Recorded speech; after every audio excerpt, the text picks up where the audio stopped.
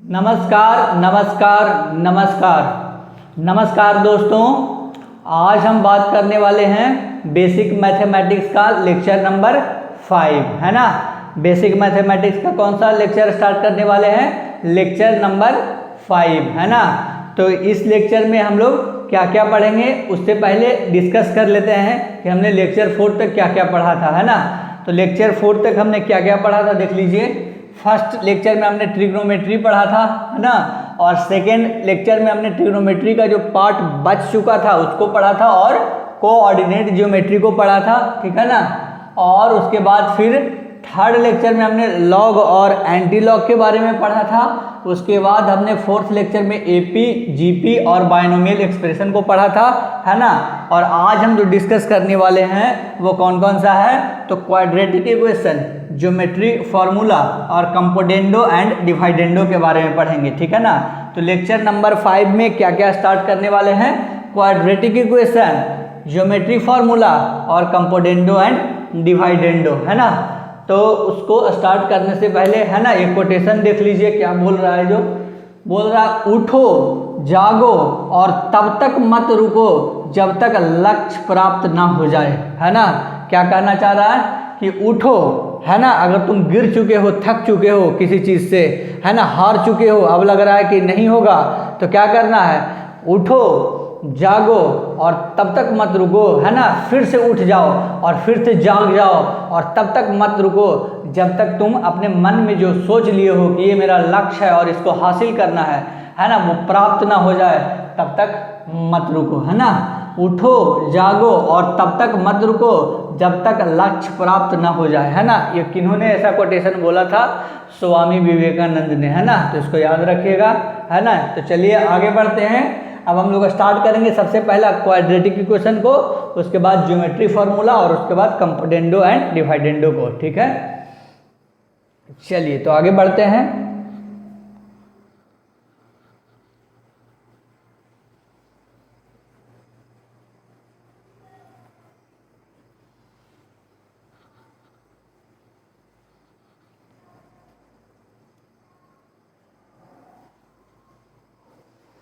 तो हम लोग क्या स्टार्ट करेंगे? Quadratic equation.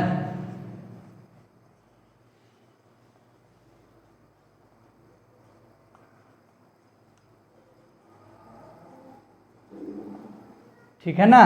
तो क्वाड्रेटिक इक्वेशन को स्टार्ट करेंगे तो हम आपको बता दें कि क्वाड्रेटिक इक्वेशन जो होता है, जो क्वाड्रेटिक इक्वेशन होता है उसको दो मेथड से हम लोग सॉल्व करते हैं, ठीक है ना। तो सबसे पहला मेथड देखेंगे जो इजी वाला मेथड होगा, और उसके बाद जो एक और मेथड होगा, अगर वो मेथड से नहीं लगेगा वो मेथड, तो कौन सा मेथड को लेंगे, है ना, उसके बारे में बात करेंगे, ठीक है। तो चलिए पहला आपको क्वेश्चन लेकर के बताते हैं, ठीक है ना। देखिए पहला क्वेश्चन लेते हैं क्या? 10x² minus 27x plus 5 is equal to the 0, है ना। इसको क्या बोलते हैं? क्वाड्रेटिक इक्वेशन बोलते हैं, ठीक है ना। क्वाड्रेटिक इक्वेशन बोलते हैं, ठीक है। तो क्वाड्रेटिक इक्वेशन को अगर आप चाहें तो एक क्वेश्चन, मतलब कि इसका डिफिनीशन लिख सकते हैं क्या, कि N algebraic equation, N algebraic equation of second order, है ना। क्या है? सेकेंड ऑर्डर को हाईएस्ट माना गया है, ठीक है ना। ऑफ सेकेंड ऑर्डर, अगर यहाँ पर क्यूब आ जाता तो हम लोग दूसरा बोलते इक्वेशन को, है ना। तो ये क्या है? An algebraic equation of second order, क्या देगा? Second order which is highest power of the variable, highest power of the variable, highest power of the variable is equal to कितना होगा? हाईएस्ट पावर कितना होगा? 2। कितना होगा? 2 is called a quadratic equation. इसी को क्या बोला जाता है? क्वाड्रेटिक इक्वेशन बोलते हैं, ठीक है ना। तो दो मेथड से इसको हम लोग सॉल्व कर सकते हैं। तो पहला मेथड देखेंगे जो सबसे इजी होगा, और अगर वो मेथड नहीं लगेगा, ठीक है ना, अगर वो मेथड नहीं लगेगा तो फिर हम लोग अगले मेथड में जाएंगे, ठीक है ना। एक इक्वेशन देख लेते हैं जनरल फॉर्म का, ax² plus bx plus c is equal to the 0, in the general quadratic equation में इसी तरीके से इसको हम लोग लिखते हैं, मतलब कि इस तरीके से देखिए, है ना, इन द जनरल क्वाड्रेटिक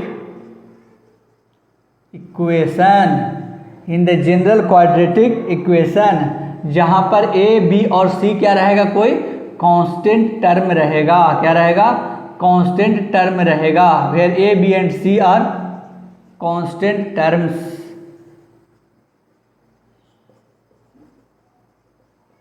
ठीक है ना? तो आप चालू करते हैं हम इसको। इसके पहले अच्छा से इसको नोट कर लीजिए, है ना, उसके बाद इस क्वेश्चन को ध्यान से हम लोग स्टार्ट करेंगे, है ना। इधर उधर ध्यान मत लगाइएगा, नहीं तो समझ में नहीं आएगा, है ना।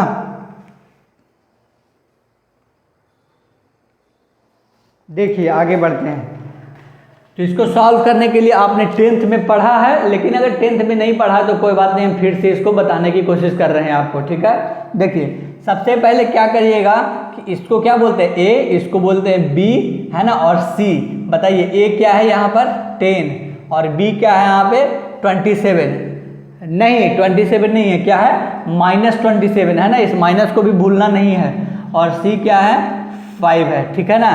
तो सबसे पहले क्या करना है कि इसको और इसको मल्टीप्लाई कर देना है, ए और सी को। ए और सी को मल्टीप्लाई कर देंगे तो कितना आएगा बताइए 50। कितना आएगा 50, है ना। और 50 का अब क्या करना है, एलसीएम लेना है। क्या करना है एलसीएम, 2 से 25, 5 से 5, है ना, 5 से 1, इस तरीके से एलसीएम लेते हैं। ठीक है ना। अब हम जब एलसीएम ले लिए, इसको किसको किसको हमने मल्टीप्लाई किया, ए और सी को। किसको किसको मल्टीप्लाई किया, ए और सी को। बताइए, है ना। इसको ध्यान से देखिएगा कि ए और सी को मल्टीप्लाई किया और उसके बाद उसका एलसीएम निकाल दिया। एलसीएम निकालने के बाद क्या क्या आया, 2 गुने 5 गुने 5, है ना, गुने 1 है। तो अब बताइए कि हमको इसको किस तरीके से, इसको हम किस तरीके से करें इसको, है ना। इस तरीके से हो गया। अब हमको इसको इस तरीके से ब्रेक करना है, जोड़ना है या घटाना है, दो ही चीज करना है, या तो ऐड करना है और दूसरा सब्ट्रैक्ट करना है। तो बताइए हम इसको ऐड या सब्ट्रैक्ट कैसे करें कि 27 आ जाए। तो बताइए 5 2 जा 10 प्लस 5 15, है ना, 5 2 जा 10 प्लस 5 15, 5 5 जा 25 और 2 27, है ना।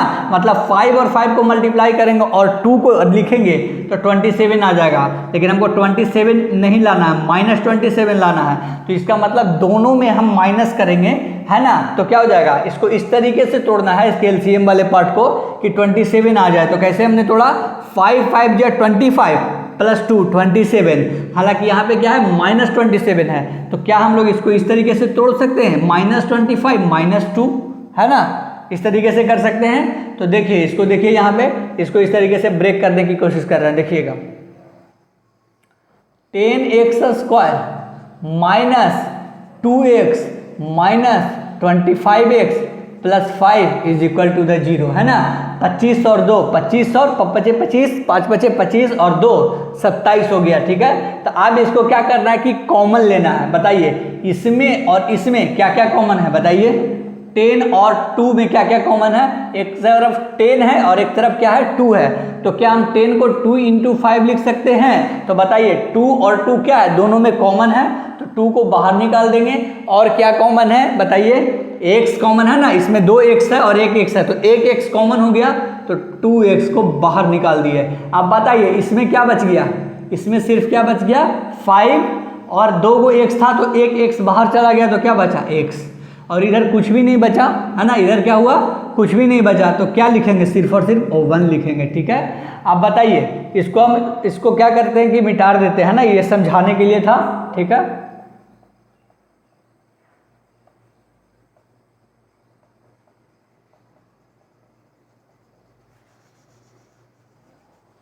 देखिए अब इसको क्या लिखते हैं, माइनस, यहाँ का बात हो गया, है ना। क्या किया हमने, 2x को कॉमन ले लिए और 5x बच गया इसमें, और माइनस इसमें यहाँ पे 2x का 2x सारा कॉमन हो गया, तो सिर्फ 1 बचा। ठीक है ना।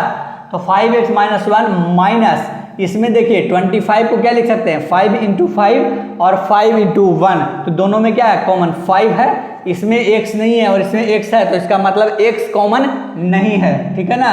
तो 5 इंटू क्या बच गया इधर -5 कॉमन ले लिए, तो क्या बच गया इधर x, क्या बच गया यहाँ पे 5x, क्या बच गया 5 ले लिए कॉमन, तो क्या बच गया 5x, और इधर क्या बच गया -1 है ना, माइनस कॉमन लिए हैं, तो इसका मतलब क्या करना होगा, ये जो माइनस था ब्रैकेट के अंदर जब माइनस कॉमन लेते हैं तो ब्रैकेट के अंदर जो माइनस होता है वो प्लस हो जाता है और प्लस जो होता है वो माइनस हो जाता है। तो माइनस जब कॉमन लिए तो ये ब्रैकेट में -5x बचेगा जो कि प्लस हो जाएगा, साइन क्या हो जाता है अपोजिट, और यहाँ पे प्लस था तो क्या हो गया माइनस हो गया, ठीक है। अब इसको और इसको एक जगह लिख दीजिए और ये दोनों कॉमन है तो इसको एक जगह लिख दीजिए, 5x - 1 एक जगह और 2x - 5, ठीक है ना, इज इक्वल टू द 0 है ना।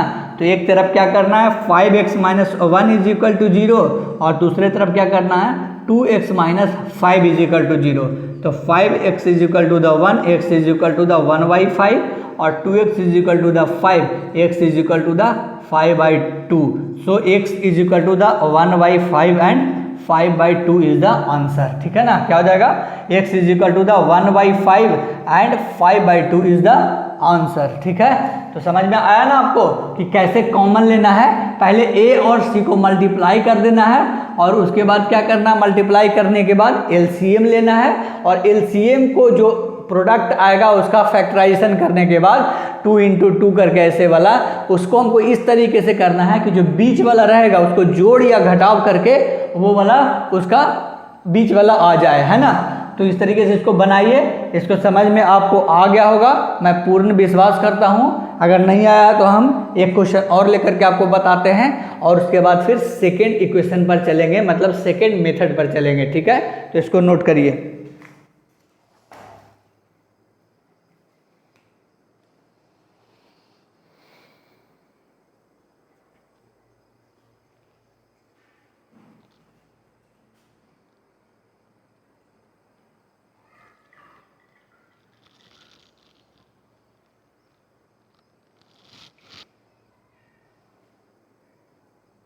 चलिए इसको नोट कर लिया होगा आपने, अब आगे बढ़ते हैं।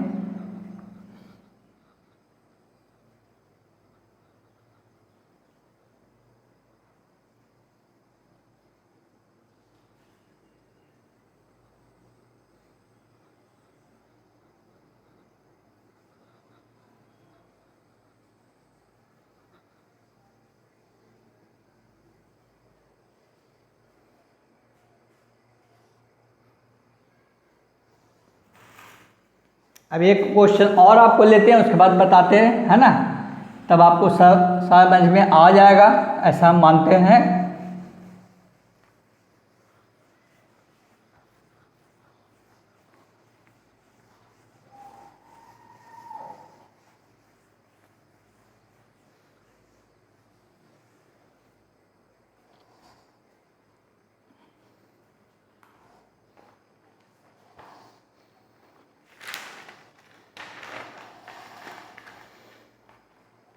बताइए अगला क्वेश्चन ले रहे हैं, है ना।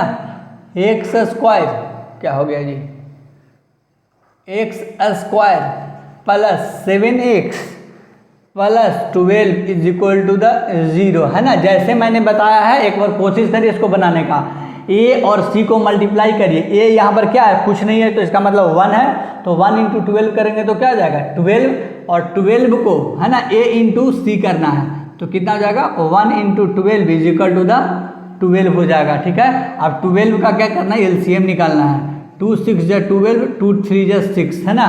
तो अब इसको इस तरीके से जोड़ना या घटाना है कि बीच में 7 आ जाए, तो 3 2 जा 6 प्लस 2 कितना रहा 8, 2 2 जा 4 प्लस 3 7, है ना। तो इसका मतलब किस में टूटेगा 4x प्लस 3x में। अब देखना है कि कहाँ पे माइनस या प्लस लगाना है, तो देखिए यहाँ पर क्या है प्लस है तो कोई माइनस प्लस लगाने का जरूरत नहीं है। अगर यहाँ पे -7x होता तो क्या करते -4x -3x, लेकिन यहाँ पर क्या है +7x है, मतलब नॉर्मल जैसे लिखा रहा है इसी को लिखेंगे तो काम चल जाएगा, है ना।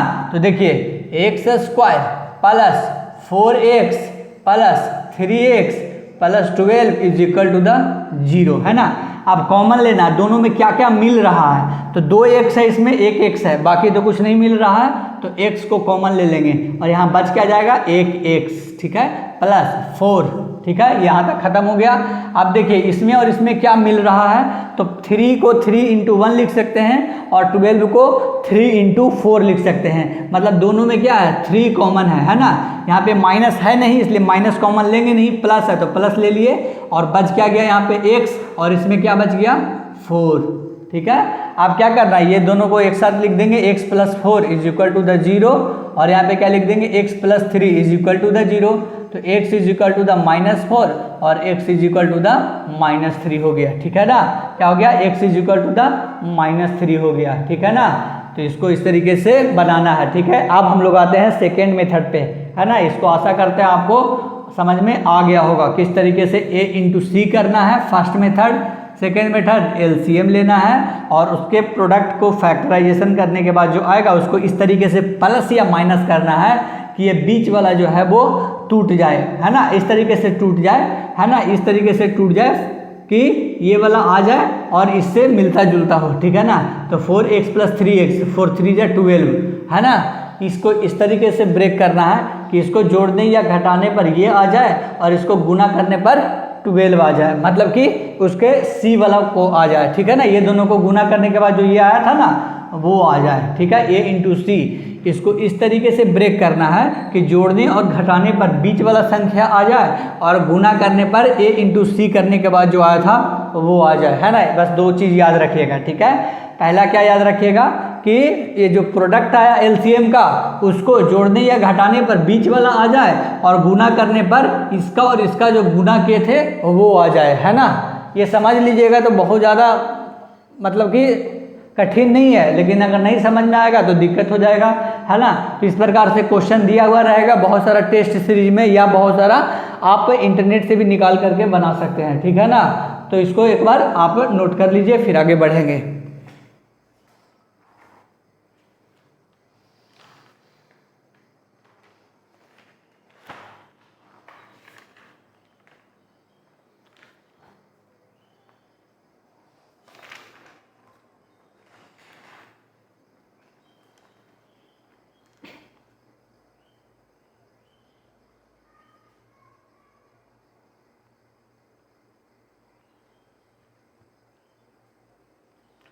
चलिए आप यहाँ तक आपको समझ में आ गया होगा, है ना। क्या करना है, सिर्फ और सिर्फ पहले a और c को गुना करना है। a पर यहाँ पे क्या है 1, a और c को गुना किए तो 1 इंटू 12 का क्या हो गया, यहाँ पे 12 हो गया। और उसके बाद 12 का हम लोग एलसीएम निकालेंगे तो क्या आएगा 2 इंटू 2 इंटू 3, है ना। अब इसको इस तरीके से जोड़ना या घटाना है कि बीच वाला आ जाए और इसी को गुना करने पर क्या आ जाए, a और c का जो प्रोडक्ट हमने लिखा था वो आ जाए, है ना। तो देखिए 4x प्लस 3x 7x आ रहा है ना। जोड़ने पर, जोड़ने या घटाने कोई पर, है ना, देख लेंगे वहाँ पर क्या ज़रूरत है उसके पर। 4x प्लस 3 जोड़ने पर 7x आ रहा है और गुना करने पर 4 इंटू 3 12 आ रहा है। इसका मतलब a इंटू सी का प्रोडक्ट आ रहा है। इसका मतलब कि ये जो हमने तोड़ा है वो सही तोड़ा है, ठीक है ना। चलिए अब आगे बढ़ते हैं सेकेंड मेथड पर।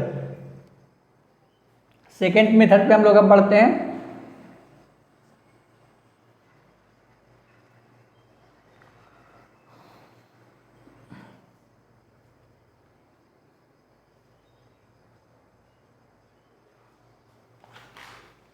चलिए सेकेंड मेथड क्या बोल रहा है उसके बारे में बात करते हैं, चलिए ठीक है ना।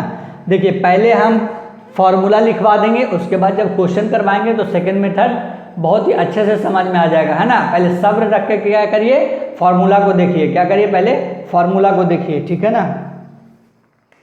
देखिए फॉर्मूला इस तरीके से अगर रहेगा ax² plus bx plus c is equal to the 0, ये एक क्वाड्रेटिक इक्वेशन है। तो इसमें 2 तरीके से हम लोग एक को क्या मान लेंगे x, है ना। अब x का वैल्यू निकालने के लिए क्या करेंगे, माइनस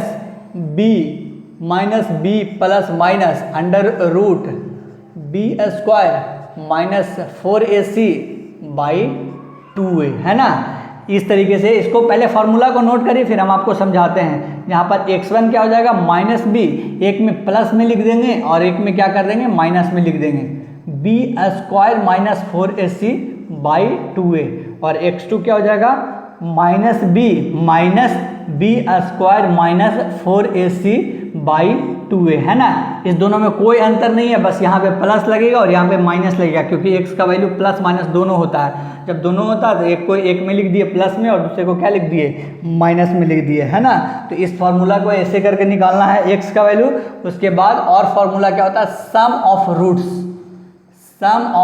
रूट्स, है ना। अगर क्वेश्चन में बोलेगा कि find the sum of roots in the given quadratic equation, मतलब कि x1 प्लस x2 पूछेगा तो इसको सॉल्व करने के बाद कितना आएगा माइनस बी बाई ए, है ना। इसको याद रखना है आपको, क्या करना है आपको याद रखना है। पूछेगा कि find the product of roots in the given quadratic equation, तो क्या करना है प्रोडक्ट ऑफ रूट्स में क्या करना है माइनस नहीं सी बाई ए, सिर्फ क्या हो जाएगा सी बाई ए हो जाएगा, क्या हो जाएगा सी बाई ए हो जाएगा, ठीक है ना। आप क्या बोलते हैं इसको, क्या बोलते हैं जो डी का वैल्यू है वो क्या है बी स्क्वायर माइनस 4ac होता है, क्या होता है बी स्क्वायर माइनस 4ac। इसको क्या बोलते हैं डी से डिस्क्रिमिनांट बोलते हैं, क्या बोलते हैं डिस्क्रिमिनांट बोलते हैं, ठीक है ना, डिस्क्रिमिनांट बोलते हैं। D is equal to the b square minus 4ac, ठीक है ना। आप बोल रहा है कि फॉर रियल रूट्स, है ना, क्वेश्चन में आ जाएगा कि रियल रूट्स फाइंड करना है, तो उस केस में हमको क्या करना है फॉर रियल रूट्स डिस्क्रिमिनांट के लिए क्या करना है ना। अभी ये क्वेश्चन करवाएंगे तो सारा सही हो जाएगा, बस पहले इसको नोट करिए b square minus 4ac greater than 0 हो जाएगा, और फॉर और इक्वल टू द भी लिख सकते हैं, है ना। फॉर रियल रूट्स के लिए क्या हो जाएगा इस तरीके से। और बात करते हैं for imaginary roots, for imaginary roots के लिए क्या हो जाएगा बी स्क्वायर माइनस 4ac जो रहेगा वो 0 से छोटा रहेगा, ठीक है ना। फॉर इमेजिनरी रूट्स के लिए हो गया, ठीक है। और फॉर रियल रूट्स क्या हो गया फॉर इमेजिनरी रूट्स डिस्क्रिमिनांट, है ना, फॉर इमेजिनरी रूट्स डिस्क्रिमिनांट ये क्या हो गया b square minus 4ac greater than और इक्वल टू द 0 हो गया रियल रूट्स के लिए। और फॉर इमेजिनरी रूट्स डिस्क्रिमिनांट के लिए बी स्क्वायर माइनस 4ac क्या हो गया 0 से छोटा हो गया, ठीक है। तो इतना को नोट करिए। उसके बाद अभी हम एक क्वेश्चन करवाते हैं, इससे आपको सारा फॉर्मूला क्लियर हो जाएगा, है ना। ये मैं वादा करता हूँ आपसे, ठीक है ना। बस इसको अभी यहाँ तक नोट करिए।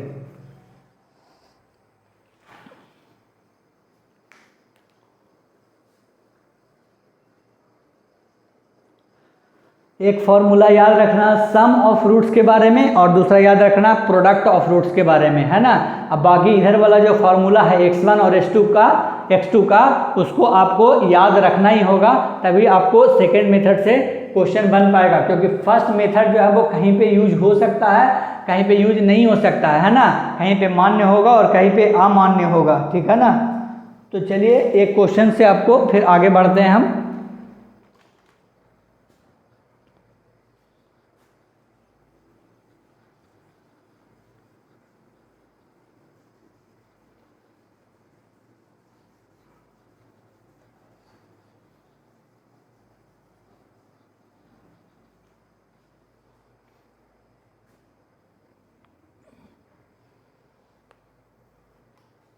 चलिए एक क्वेश्चन लेकर के आपको बताते हैं हम, है ना। देखिए 2x square plus 5x minus 12 is equal to the 0, इस तरीके से क्वेश्चन है। 2x square plus 5x minus 12 is equal to the 0, इस तरीके से क्वेश्चन है ना। तो आप इसको देखिएगा कि वो प्रोडक्ट जो फैक्टराइजेशन मेथड से हम लोग बताते थे, है ना, एक मेथड था जिसमें एलसीएम लेते थे a इंटू सी को गुना करते थे, उससे ये सॉल्व नहीं हो पाएगा, है ना।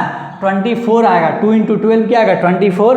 अब 24 को हम किस तरीके से तोड़ेंगे कि 5 आ जाए बताइए, है ना। तो नहीं होगा ऐसा, तो क्या करेंगे इसको दूसरे मेथड से सॉल्व करेंगे जो अभी बताए हैं, है ना। तो बताइए इसमें a क्या है 2 है, b क्या है इसमें 5 है और c क्या है इसमें माइनस ऑफ 12 है, ठीक है ना।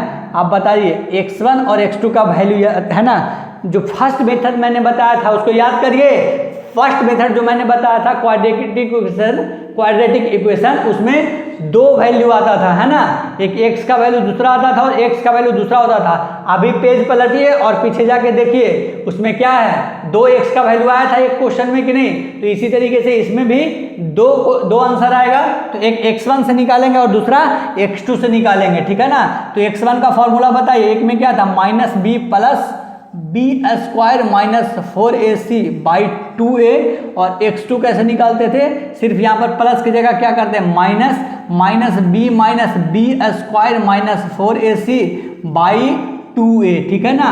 तो बताइए b की जगह क्या है, 5 है, तो -5 प्लस b² माइनस 4ac, 5 का स्क्वायर, b की वैल्यू क्या है 5 माइनस 4 इंटू a की जगह क्या है यहाँ पे 2 और c की जगह क्या है यहाँ पे -12, है ना। तो ये गया 4ac बाई 2a, a कितना है 2 है, ठीक है। आप बस मैथ है सॉल्व करना है। देखिए इसको क्या लिख सकते हैं, -5 प्लस इसको क्या लिख सकते हैं 25, क्या लिख सकते हैं 5 का स्क्वायर 25, और यहाँ पे देखिए इसको क्या लिख सकते हैं 12 2 जा 24 और 24 4 जा 96 हो जाएगा, है ना। तो 96 क्या आ जाएगा, माइनस इंटू माइनस प्लस हो जाएगा, तो इस तरीके से 96 हो जाएगा और नीचे क्या हो जाएगा 4, है ना। इसको सॉल्व करिए, 90 और 20 कितना हो जाएगा 121 आ जाएगा, है ना 121। तो -5 प्लस, है ना, इसको अब ऐड करने आपको आता है ना, 96 प्लस 25 को 121 आ जाएगा। इसको सॉल्व करेंगे तो कितना आएगा बताइए, 121 किसका स्क्वायर होता है, अंडर रूट में तो 11, तो इसको क्या लिख सकते हैं -5 प्लस 11/4, है ना। तो कितना हो जाएगा plus 6/4 is equal to the 3/2 हो जाएगा, क्या हो जाएगा 3/2 हो जाएगा। तो ये किसका वैल्यू आ गया, x1 का वैल्यू आ गया, किसका वैल्यू आ गया, x1 का वैल्यू आ गया, ठीक है ना। अब चलिए इसको x2 का निकालते हैं, इसको पहले इसको लिख लीजिए, है ना, नहीं तो दिक्कत हो जाएगा, वहां पे गड़बड़ी हो जाएगा।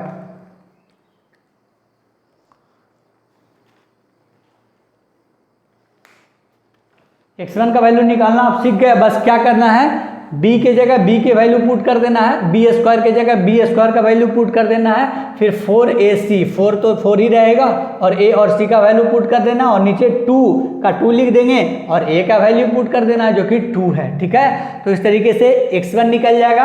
आप ध्यान दे करके समझिएगा तो कोई भी दिक्कत नहीं होगा। दोनों इक्वेशन जो दोनों मेथड बताए हैं उसमें, है ना, पहला मेथड जहां पर लगेगा वहां पर तो लगा देना है, लेकिन जहां पर पहला मेथड नहीं लग पाएगा वहां पर सेकेंड मेथड का यूज करेंगे, जो कि क्या है, x is equal to the -b plus minus √b² minus 4ac by 2a, है ना। जहां पर x1 की बात करेगा तो क्या हो जाएगा -b plus √b² minus 4ac by 2a, और x2 की बात करेगा तो क्या हो जाएगा -b minus √b² minus 4ac by 2a हो जाएगा, ठीक है। उससे x1 और x2 दोनों का वैल्यू निकल जाएगा, है ना, इस मेथड से। तो x1 का वैल्यू आपको निकाल के बता दिया, है ना। आप चाहते इतना देर में तो x2 का वैल्यू भी निकाल सकते थे, अगर नहीं निकाला है तो कोई बात नहीं, अभी हम बता रहे हैं, ठीक है ना।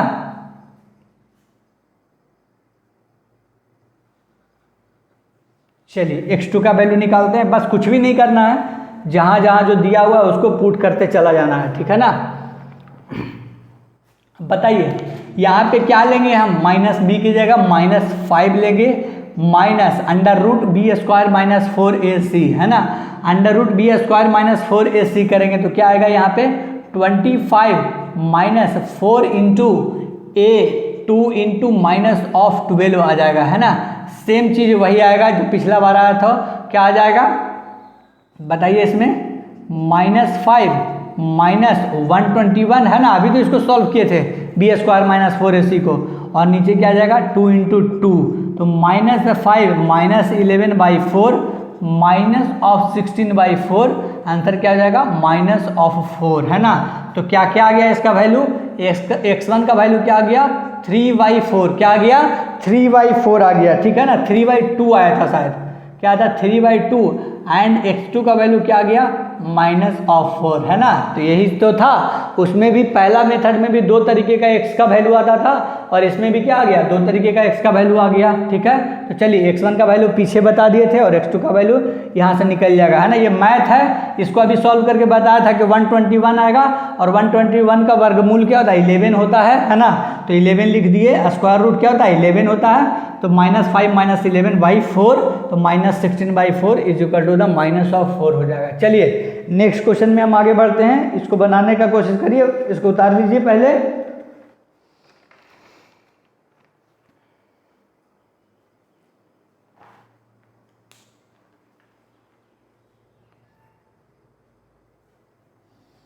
ये बहुत इजी है, आपने 10th में इसकी पढ़ाई की होगी, है ना। तो ऐसा मत हम पर ब्लेम लगाइए कि सर हमको समझ में नहीं आ रहा, आप ऐसा नहीं बोल सकते, क्योंकि 10th में कुछ ना कुछ तो पढ़ाई आपने किया होगा ताकि आपको समझ में आ जाए, है ना। लेकिन नहीं अगर किया है, फिर भी मैंने अपने तरीके से अच्छा से बताने की कोशिश की है, ठीक है ना। फिर भी अगर किसी को नहीं आया है तो एक बार कमेंट में ज़रूर लिखिएगा कि सर समझ में नहीं आया है, तब हम उसका उपाय आपको बताएंगे, है ना।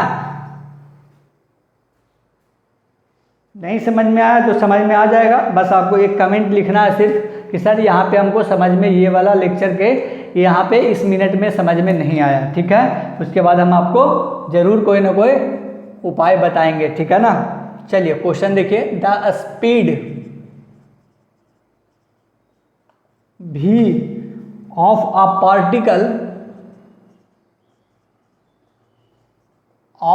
Particle moving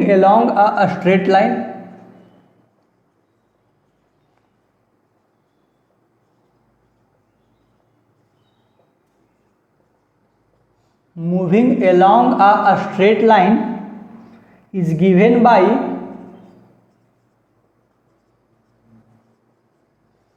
v is equal to the t square plus 3t minus of 4 where, है ना। आप लोग जो हम बोल रहे हैं उसके अनुसार से लिखते जाइएगा, है ना, बोर्ड से उतारने की कोशिश मत करिए। Where v is in metre per second, where v is in metre per second and t in seconds, find time t at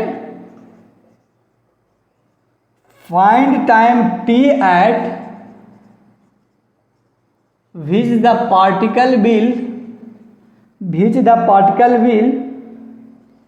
momentarily come to rest. The particle will momentarily come to rest, है ना। तो ये question था, इसको solve करिए, solve करने का कोशिश करिए, फिर नहीं सॉल्व होगा तो हम आपको बताएंगे।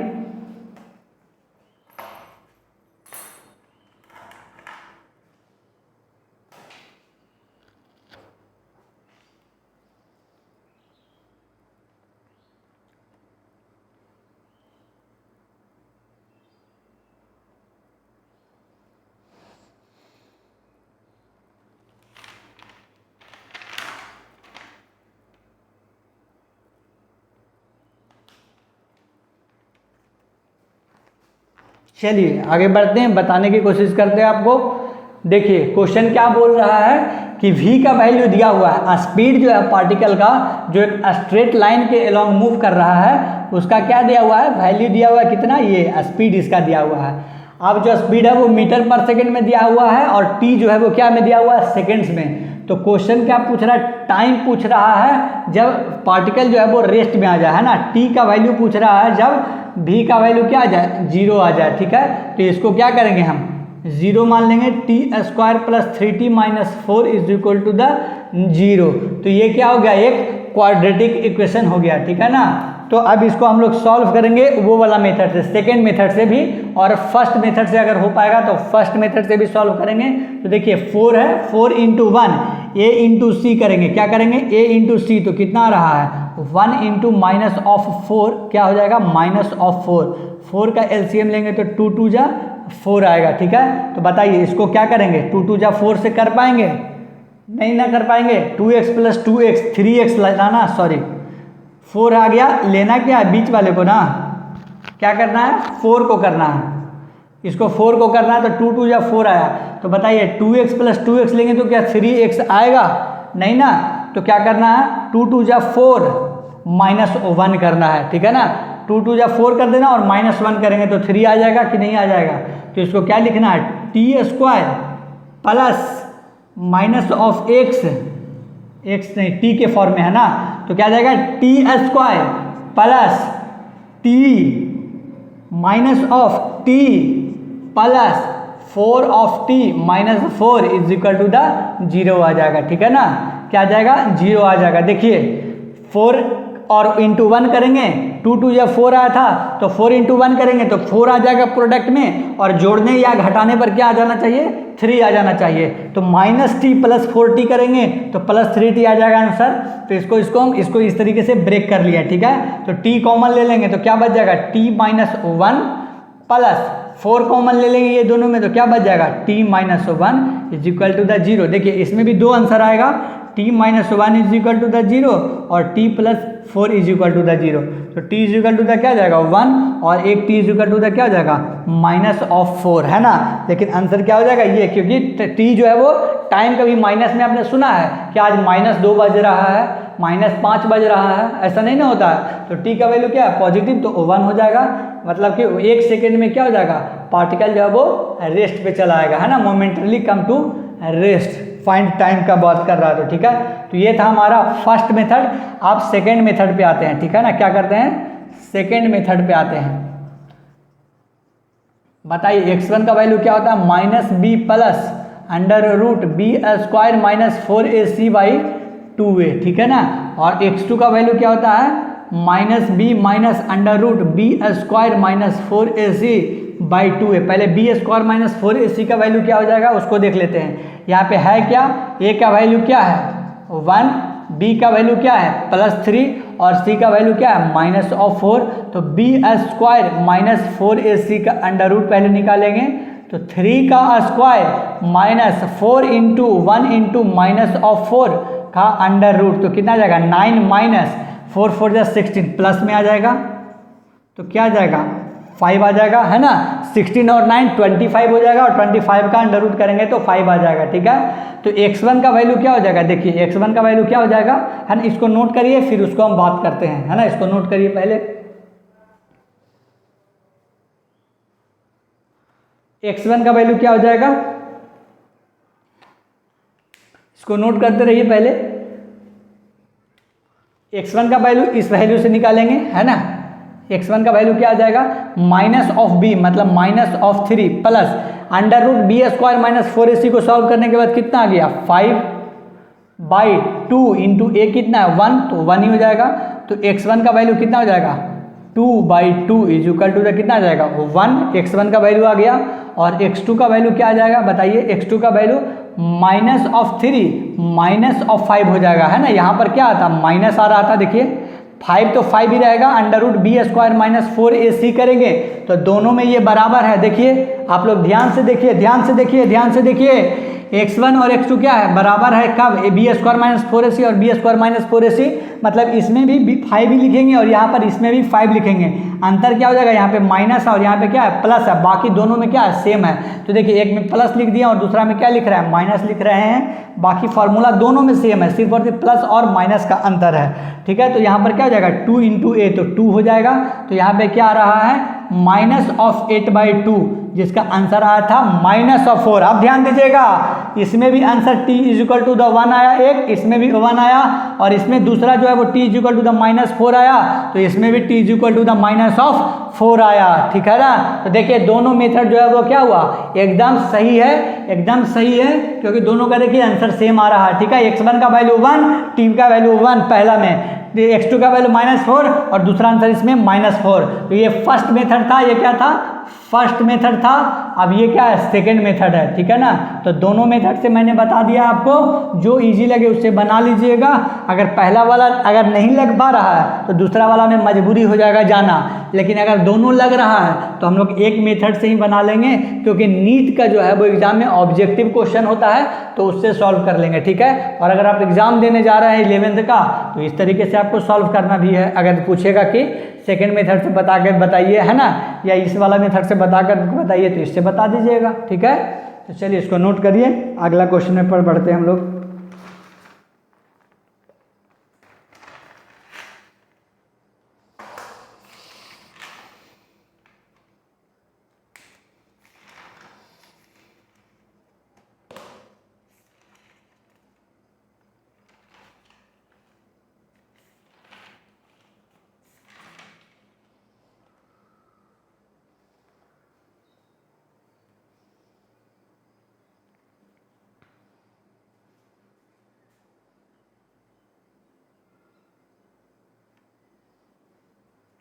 चलिए अब आगे बढ़ते हैं, नेक्स्ट क्वेश्चन पे बढ़ते हैं, ठीक है ना।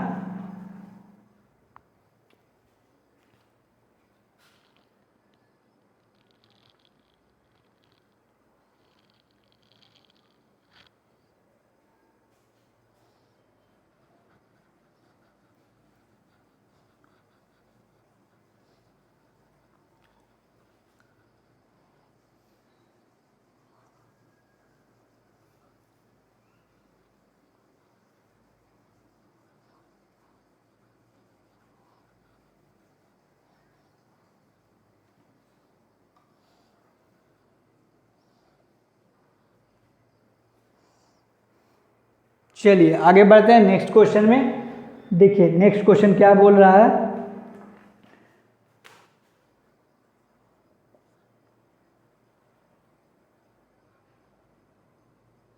नेक्स्ट क्वेश्चन क्या है, the speed v and time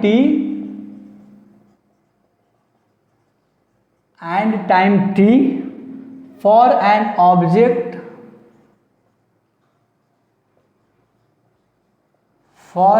object moving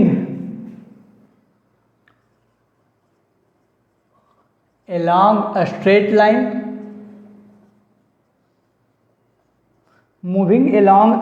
line are related as t square plus 100 is equal to the 2vt, where v is in meter per second,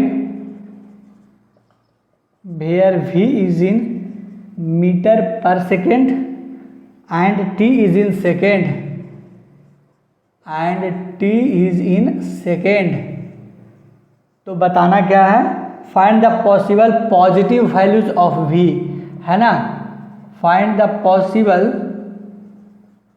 positive values of b। क्या करना है हम लोगों को, positive values of v बताना है। चलिए बताइए, इसको उसी तरीके से सॉल्व करना है जैसे बताया था।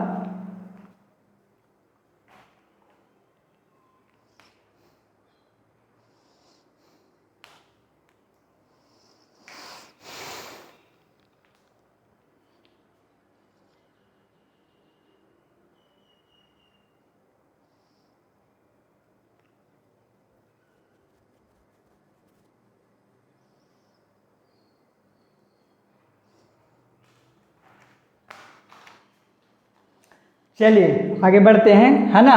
तो बताइए, आपको मैंने क्या बताया था, एक चीज़ बताया था ना कि पॉजिटिव वैल्यूज रहेगा, तो एक बताया था हमने क्या, d is equal to the b square minus 4ac, तो बताया ही था।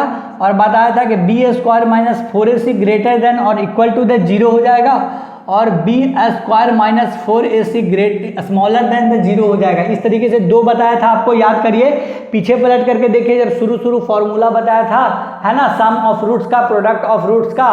तो इसमें ये भी बताया था हमने कि अगर रियल रूट्स डिस्क्रिमिनेंट और इमेजिनरी रूट डिस्क्रिमिनेंट, ठीक है, तो ये कब होगा, पॉजिटिव वैल्यू कौन देगा इसमें और इसमें से, पॉजिटिव वैल्यू कौन देगा इसमें से पॉसिबल पॉजिटिव वैल्यू पूछ रहा है, ठीक है ना। स्पीड है और टाइम है एक ऑब्जेक्ट का जो कि स्ट्रेट लाइन में मूव कर रहा है, उसका इक्वेशन इस तरीके से दिया हुआ है जहाँ की v जो है वो मीटर पर सेकेंड में है और t जो है वो सेकेंड में है। तो बताना है कि पॉसिबल पॉजिटिव वैल्यू क्या होगा। अब हमको ये बताइए कि पॉजिटिव वैल्यू कौन देगा, ये या ये बताइए कौन देगा।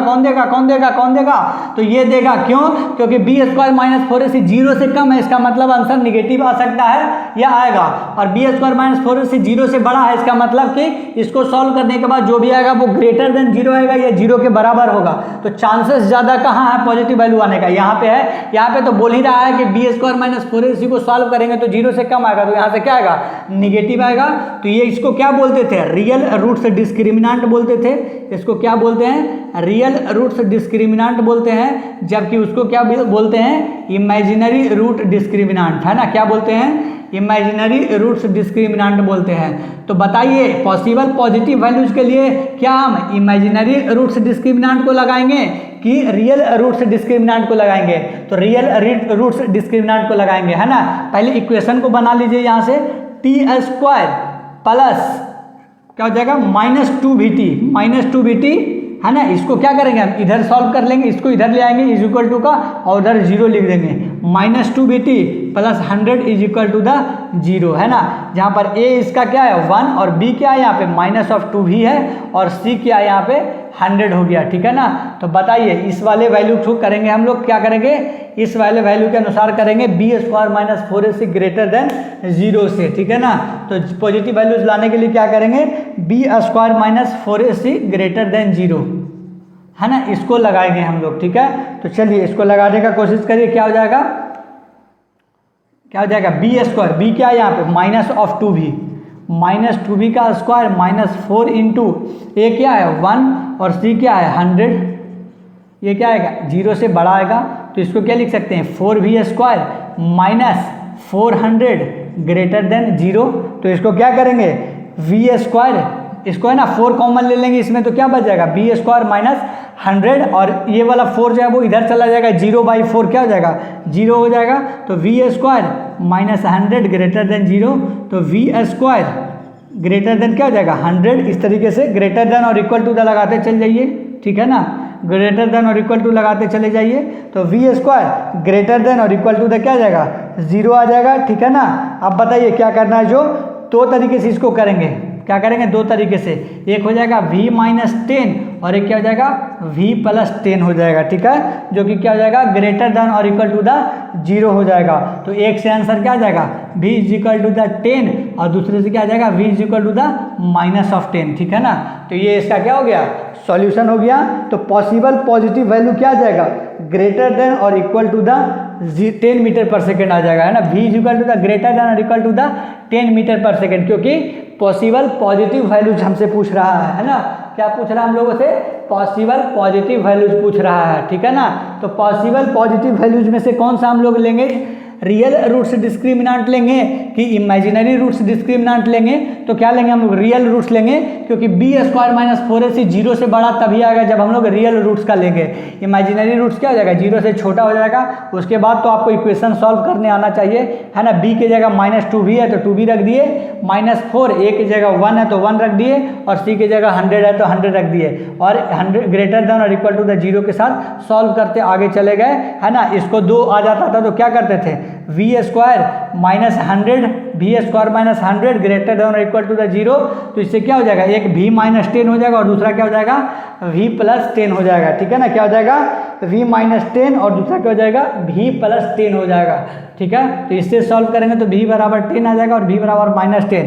तो इससे क्या आ जाएगा v ग्रेटर देन और equal to the 10 metre per second आ जाएगा, क्योंकि पॉसिबल पॉजिटिव वैल्यूज के बारे में पूछ रहा है, ठीक है। चलिए सेकेंड मेथड आपको समझ में आ गया होगा ढंग से। चलिए एक क्वेश्चन और करवा देते हैं जो थोड़ा सा हार्ड होगा, है ना, थोड़ा सा क्या होगा कॉम्प्लेक्स होगा, हार्ड नहीं बोल सकते, कॉम्प्लेक्स होगा थोड़ा सा, ठीक है। तो इसको पहले अच्छा से नोट करिए, है ना। ये जो टॉपिक है आपने 10th में इसको पढ़ लिया होगा, है ना, इसलिए थोड़ा सा क्या कर रहे हैं, समझाने पे थोड़ा कम फोकस कर रहे हैं, क्योंकि फिर आगे भी बढ़ना है, आगे भी बताना टॉपिक को, है ना। हालांकि लेकिन फिर भी हमने पूरा बताने का आपको सॉल्व किया है, समझाने का भी कोशिश किया है ढंग से।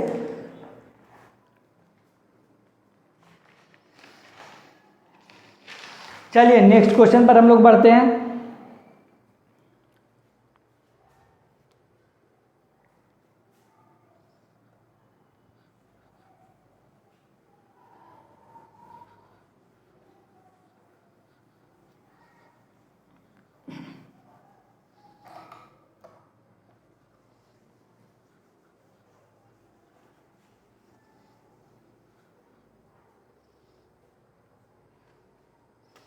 चलिए ये थोड़ा सा कॉम्प्लेक्स क्वेश्चन है। P q x square minus p square plus q square into x plus p q is equal to the 0, है ना। बताइए ये एक ऐसा क्वेश्चन है, अगर इसका अगर आप, है ना, आंसर अगर कमेंट में लिखते हैं, है ना, बिना मेरे सॉल्व किए हुए, इसको बिना मेरे सॉल्व किए हुए अगर आप इसका आंसर बना लेते हो, तो इसका मतलब कि आप बहुत अच्छे से लेक्चर को देख रहे हो और आपका कॉन्सेप्ट जो है वो बचपन से लेकर के आज तक का जो जवानी है, 10th तक का, 11th तक का जो आपका जवानी है, 11th 12th या ड्रॉपर तक का, अब वो आपका मतलब सही गुजरा है ना।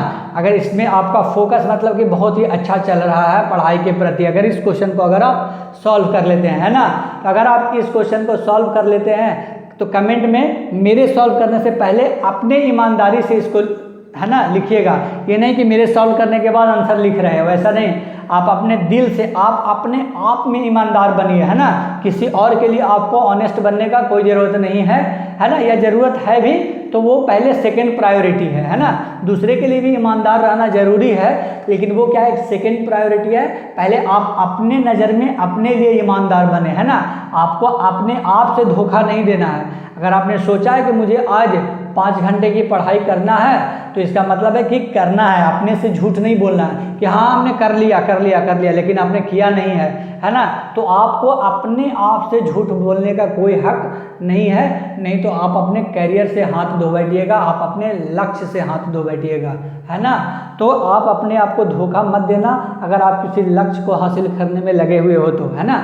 ये सिर्फ और सिर्फ नीट के बारे में मैं नहीं बोल रहा हूँ, एंट्रेंस एग्जाम के बारे में नहीं बोल रहा हूँ, बाकी आप किसी और चीज़ के लिए भी तैयारी कर रहे हैं तो भी हमेशा याद रखिएगा इस बात को कि आप अपने आप से ईमानदार जरूर रहिएगा, है ना। आपको अपने आप से ईमानदार रहना बहुत ज़रूरी है, ठीक है ना। फिर इस बात का हमेशा ध्यान रखिएगा, ठीक है ना। तो चलिए इस क्वेश्चन को सॉल्व करके आप आंसर कमेंट में लिख के बताइए हमको, तब हम आपको मानेंगे कि हाँ आप फोकस करके पढ़ाई कर रहे हो, नहीं तो फिर मैं सोल्व तो इसको करूँगा ही।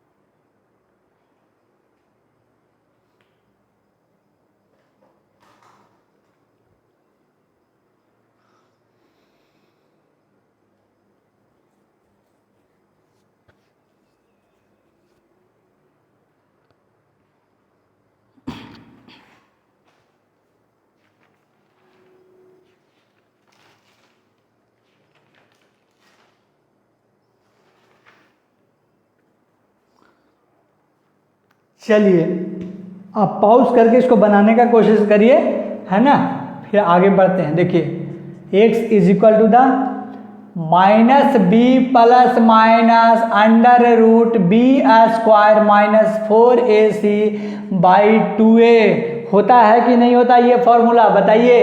x is equal to the minus b plus minus under root b square minus 4ac by 2a, है ना। तो यहाँ पर बताइए a का वैल्यू क्या है, a का वैल्यू क्या है, पी क्यू है, क्या है, पी क्यू है। b का वैल्यू क्या है, minus of P square plus q square है, और c का वैल्यू क्या है, पी क्यू है, ठीक है ना। तो x का वैल्यू बताइए क्या हो जाएगा, minus of P square plus q square लिख देंगे, ठीक है, प्लस और माइनस साथ में लिखते जा रहे हैं। बी स्क्वायर की जगह क्या लिखेंगे बताइए, minus of P square plus q square का होल स्क्वायर हो जाएगा, है ना। इसका मतलब कि इस पूरे का होगा, किसका होगा, इस पूरे का क्या हो जाएगा, होल स्क्वायर हो जाएगा, ठीक है। तो माइनस के साथ हो जाएगा इसका माइनस ऑफ 4 इंटू ए क्या है, पी क्यू है, और सी क्या है, पी क्यू है ना। एकदम ध्यान से देखिएगा, जो जो लिखा हुआ है वही लिखा है मैंने बस, 4ac और बी स्क्वायर, तो बी की जगह क्या है, minus of P square plus q square, इसका मतलब टोटल का स्क्वायर होगा, है ना, बी स्क्वायर बोल रहा है तो, और 2a हो जाएगा, क्या हो जाएगा, 2a हो जाएगा। अब बताइए a क्या है यहाँ पर, पी क्यू है, इसको सॉल्व करिए, minus of P square plus q square हो जाएगा, ठीक है, क्या हो जाएगा, minus of P square plus of Q square हो जाएगा, है ना। तो देखिएगा एक चीज़ मैंने यहाँ पे गलती कर दिया है कि माइनस बी होता था, और माइनस बी से पहले एक और माइनस लगाएंगे, क्योंकि पहले से ही माइनस दिया हुआ है, और बी का वैल्यू भी क्या है, minus of P square plus q square है, क्या है, बी का value minus of P square plus q square है। तो सिर्फ बी का वैल्यू क्या लिखेंगे, minus of P square plus q square, और एक और माइनस पहले से यहाँ पे ऐड करना है, इसको हम लिखना भूल गए थे, ठीक है ना। तो इसको यहाँ पर क्या हो जाएगा, माइनस ऑफ पी स्क्वायर, तो इसको सॉल्व कर ही लेते हैं ना। तो माइनस और माइनस, इसका पहले ब्रैकेट के अंदर वाला को देखते हैं, minus of P square minus of Q square हो जाएगा, ठीक है। तो प्लस माइनस, अब इसको सॉल्व करिए, बताइए, माइनस को पहले कर देंगे हम तो क्या हो जाएगा, माइनस का स्क्वायर कर देंगे पहले तो प्लस हो जाएगा। अब इसको अगर सॉल्व करें तो क्या हो जाएगा, ए प्लस बी पर कर देंगे, ठीक है। ए को यहाँ पर क्या मान लेंगे हम लोग, पी स्क्वायर, और बी को क्या मान लेंगे, है ना, इस तरीके से सॉल्व करेंगे, P square plus q square का होल स्क्वायर। बताइए इसको सॉल्व करेंगे तो क्या होगा, ए स्क्वायर मतलब कि पी पर पावर 4 हो जाएगा, प्लस बी स्क्वायर क्यू पर पावर 4 हो जाएगा, प्लस 2 इंटू ए बी, है ना, 2 into a b, p square और क्यू स्क्वायर हो जाएगा, क्या हो जाएगा, पी स्क्वायर और क्यू स्क्वायर हो जाएगा, क्योंकि ए की जगह यहाँ पे क्या है, पी स्क्वायर, और बी की जगह यहाँ पे क्या है, क्यू स्क्वायर, ठीक है ना। तो चलिए आगे बढ़ते हैं, माइनस और माइनस प्लस हो जाएगा। अब क्या करते हैं, पी पर पावर 4 इंटू क्यू पर power 4 plus 2 P square q square हो जाएगा, माइनस ऑफ 4 पी स्क्वायर और क्यू स्क्वायर हो जाएगा, ठीक है ना। बाई कितना हो जाएगा, 2 पी क्यू हो जाएगा, ठीक है ना। चलिए इसको सॉल्व करिए, क्या हो जाएगा, p square plus q square हो जाएगा, प्लस माइनस, इसको सॉल्व करिए, p पर पावर 4 प्लस q पर पावर 4 हो जाएगा, और यहाँ पे क्या हो जाएगा, ये plus 2p square q square है, minus 4p square q square है, तो क्या हो जाएगा, 2p square q square minus में हो जाएगा, और क्या हो जाएगा, 2 इंटू ए क्या हो जाएगा, पी क्यू हो जाएगा, ठीक है। तो यहाँ तक इसको ढंग से नोट करिए, और उसके बाद फिर आगे हम ऊपर से मिटार के लिखेंगे, क्योंकि जगह नहीं है, ठीक है ना।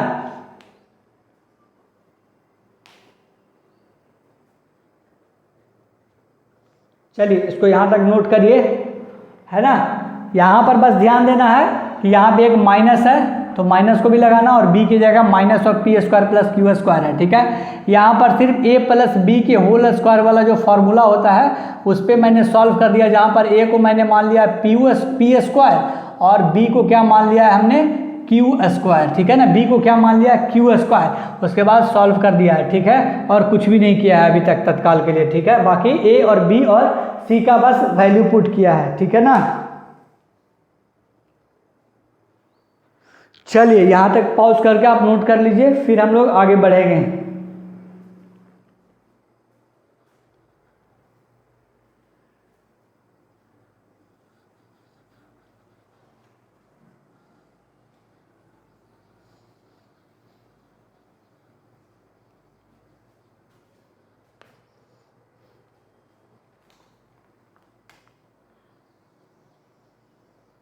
चलिए इसको आगे बढ़ाते हैं हम लोग।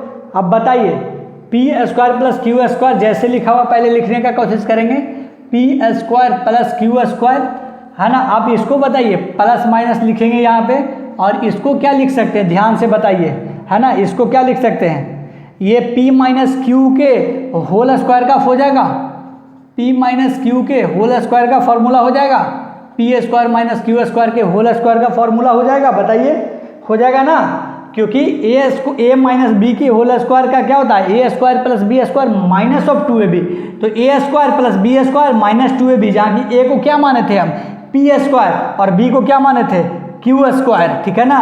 तो ए प्लस बी के होल स्क्वायर का फॉर्मूला क्या होता था, देखिए a square plus b square plus 2ab है ना, लेकिन इसको घटाने के बाद क्या आ गया माइनस आ गया, क्योंकि प्लस 2 माइनस 4 कितना हो जाएगा माइनस ऑफ 2 आ जाएगा, तो क्या हो गया ए माइनस बी के होल स्क्वायर का फॉर्मूला ये हो गया, ठीक है ना। तो इसको इस तरीके से लिख सकते हैं, ठीक है। और 2a को तो 2a लिखे ही 2pq। अब इसको सॉल्व करिए, P square plus q square plus minus P minus क्या हो जाएगा इसका P square minus q square, है ना, ये स्क्वायर है तो स्क्वायर की जगह अंडर रूट को हटाएंगे तो क्या लिख सकते हैं 1/2 लिख सकते हैं, है ना। इस अंडर रूट की जगह क्या लिख सकते हैं इंटू 1/2, तो 2 से 2 कैंसिल हो जाएगा, है ना। ये तो मैंने पिछले लेक्चर में भी आपको बताया था, क्या करना है सिर्फ इस अंडर रूट को हटा करके यहाँ पे क्या लिख देना है 1/2 लिख सकते हैं कि नहीं लिख सकते इस अंडर रूट की जगह, ठीक है ना। इस अंडर रूट की जगह 1/2 लिख सकते हैं। आपको पहले भी बताया था कि अंडर रूट क्या होता है, अंडर रूट जो होता है वो 1/2 के बराबर होता है, ठीक है ना। क्या होता है 1/2 के बराबर होता है, ठीक है ना।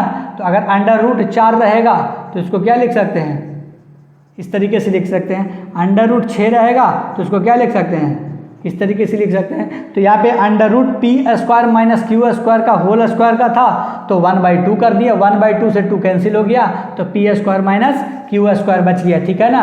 अब देखिए अब 2 हो गया, x1 का वैल्यू क्या हो जाएगा p square plus q square plus P square minus q square by 2pq, और x2 के लिए क्या हो जाएगा p square plus q square minus of P square, है ना। ये क्या हो जाएगा इसका ब्रैकेट में रहेगा तो ये माइनस इसमें जाएगा और ये वाला माइनस इंटू माइनस क्या हो जाएगा प्लस हो जाएगा क्यू स्क्वायर बाई 2pq हो जाएगा, ठीक है ना। बताइए, है ना। इसको अगर ब्रैकेट में ही रहने दे तो क्या हो जाएगा प्लस रहेगा तो प्लस के साथ लिख देंगे नॉर्मल, लेकिन जब माइनस आता है तो पता है ना ब्रैकेट के अंदर साइन चेंज हो जाता है, तो ये प्लस पी है तो माइनस पी हो जाएगा और ये माइनस क्यू है तो क्या हो जाएगा प्लस क्यू हो जाएगा, ठीक है ना। क्या हो जाएगा प्लस क्यू हो जाएगा, ठीक है ना। तो देखिएगा x1 में प्लस लिए हैं तो प्लस के साथ तो नॉर्मल जैसे है जिस तरीके से रहता है, और जब माइनस लेते हैं तो ब्रैकेट के अंदर प्लस में रहता है वो माइनस में हो जाता है और माइनस में रहता है तो प्लस में हो जाता है, ठीक है ना। तो माइनस इंटू माइनस क्या हो जाएगा प्लस हो जाएगा, ठीक है। अब इसको सॉल्व करिए तो x1 का वैल्यू कितना आ जाएगा बताइए, x1 का वैल्यू कितना आ जाएगा। इसको सॉल्व करने के बाद 2p स्क्वायर और क्यू स्क्वायर क्या हो जाएगा कैंसिल हो जाएगा, है ना। क्यू स्क्वायर और क्यू स्क्वायर क्या हो जाएगा कैंसिल हो जाएगा, तो क्या बच जाएगा बताइए 2p स्क्वायर बाई 2pq। तो आंसर क्या आ जाएगा p/q आ जाएगा। इसको सॉल्व करेंगे तो p स्क्वायर और माइनस पी स्क्वायर कैंसिल हो जाएगा तो 2q स्क्वायर बाई 2pq, तो आंसर क्या आ जाएगा q/p आ जाएगा, ठीक है। क्या आ जाएगा q/p आ जाएगा। तो x1 का वैल्यू क्या आ जाएगा p/q आ जाएगा और x2 का वैल्यू क्या आ जाएगा q/p आ जाएगा, ठीक है ना। बस यहाँ पर ध्यान देना है कि ये जो फार्मूला लगाए हैं हम यहाँ पर क्या लगाए हैं a माइनस बी के होल स्क्वायर, और यहाँ पे जो फार्मूला लगाए हैं वो कौन लगाए हैं यहाँ पे जो फार्मूला लगाए हैं वो कौन सा लगाए हैं a प्लस बी का होल स्क्वायर का फार्मूला लगाए हैं, बस इसको ध्यान रखिएगा।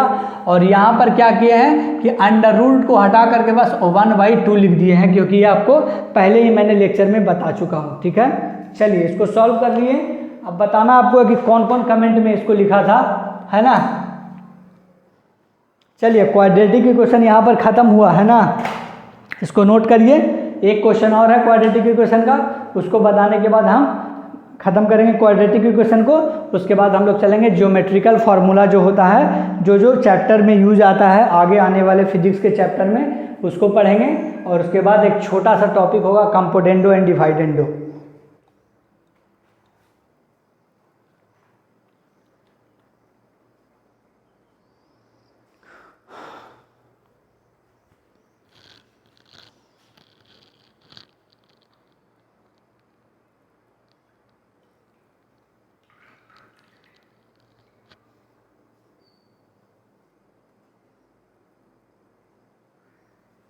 चलिए आगे बढ़ते हैं हम।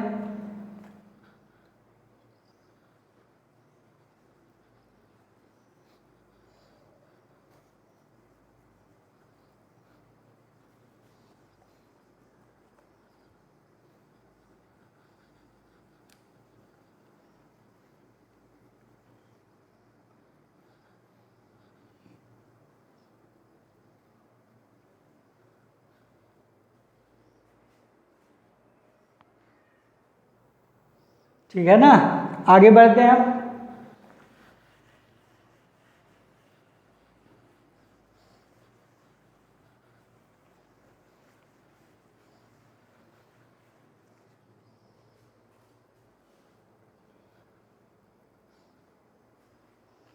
चलिए क्वेश्चन लिखते हैं। इन क्वाड्रेटिक इक्वेशन, लिखिएगा क्वेश्चन, क्वेश्चन लिखिएगा। In quadratic equation, in quadratic equation a x square plus b x plus c is equal to the 0, है ना। खुद से लिखने का कोशिश करिए, बोर्ड से नहीं। In quadratic equation, in quadratic equation,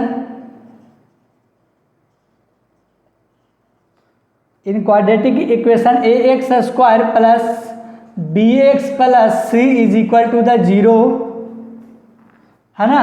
a x square plus b x plus c is equal to the 0 if discriminant, if discriminant is, है ना। डिस्क्रिमिनांट क्या होता है, बी स्क्वायर माइनस 4ac।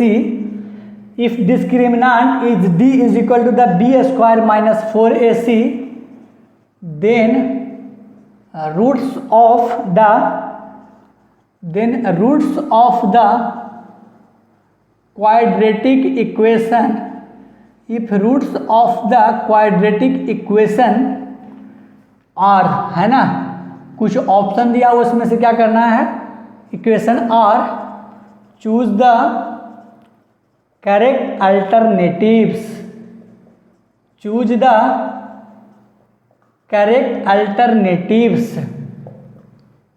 चलिए पहला क्या हो जाएगा, रियल एंड डिस्टिंक्ट।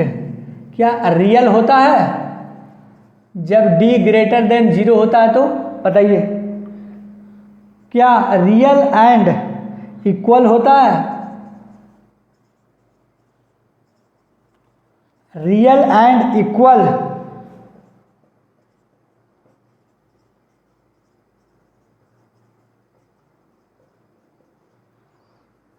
अगर d is equal to the 0 होता है तो क्या होता है, बताना है आपको। इसमें से नॉन रियल होता है, नॉन रियल करने का मतलब क्या हो जाएगा, इमेजिनरी।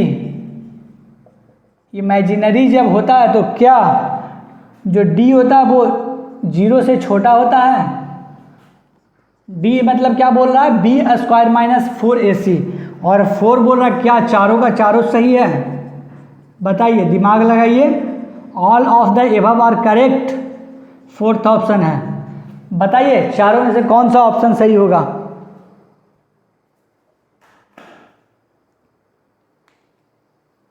बताना है कि चारों में से कौन सा ऑप्शन सही होगा, बताइए।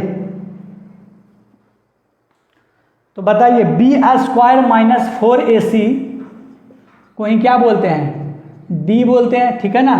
तो बताइए, b square minus 4ac greater than 0 होता है तो क्या रियल बोलते हैं, सही है, ये ऑप्शन सही है, रियल बोलते हैं। क्या रियल एंड इक्वल बोलते हैं जब b square minus 4ac is equal to the 0 रहता है, तो है ना, बोलते हैं। क्योंकि मैंने आपको बताया था कि ग्रेटर देन और इक्वल टू द 0 होता है तो उसको रियल डिस्टिंक्ट डिस्क्रिमिनांट बोलते हैं, या रियल रूट्स डिस्क्रिमिनांट बोलते हैं, ठीक है ना।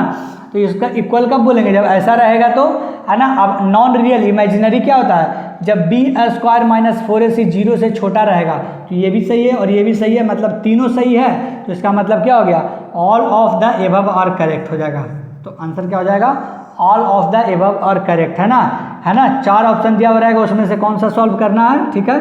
अगर दिया हुआ रहेगा ए, बी, सी और डी, तो कौन सा रंगेंगे, ऑप्शन नंबर डी को रंगेंगे, ठीक है ना, इसमें से, ठीक है। तो ये हो गया सारा का सारा क्वाड्रेटिक इक्वेशन के बारे में। अब हम लोग आगे बात करते हैं, ज्योमेट्री का जो फॉर्मूला होता है कुछ कुछ, उसके बारे में बात करते हैं, ठीक है ना। चलिए इसको नोट करिए।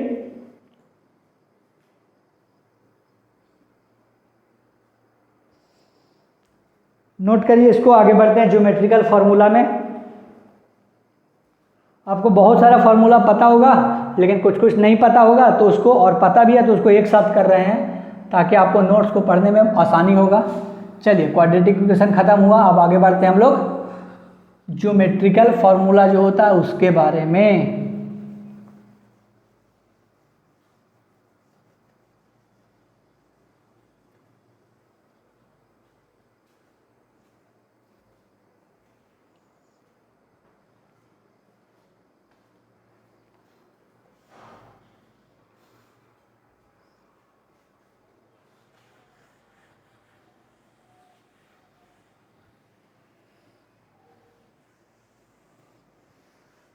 चलिए, अब किसके बारे में बात करेंगे हम लोग?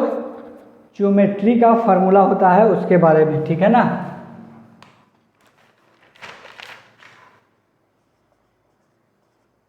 ज्योमेट्री फार्मूला या ज्योमेट्रिक फार्मूला बोल सकते हैं, ठीक है ना। तो चलिए, ज्योमेट्री का फार्मूला में आगे बढ़ते हैं हम लोग, ठीक है। पहला दो प्रकार से होता है, एक होता है एरिया का डिटरमाइन करने के लिए फार्मूला, और दूसरा क्या है? वॉल्यूम को डिटरमाइन करने के लिए फार्मूला। तो हम लोग पहला कौन सा पढ़ेंगे? फार्मूला फॉर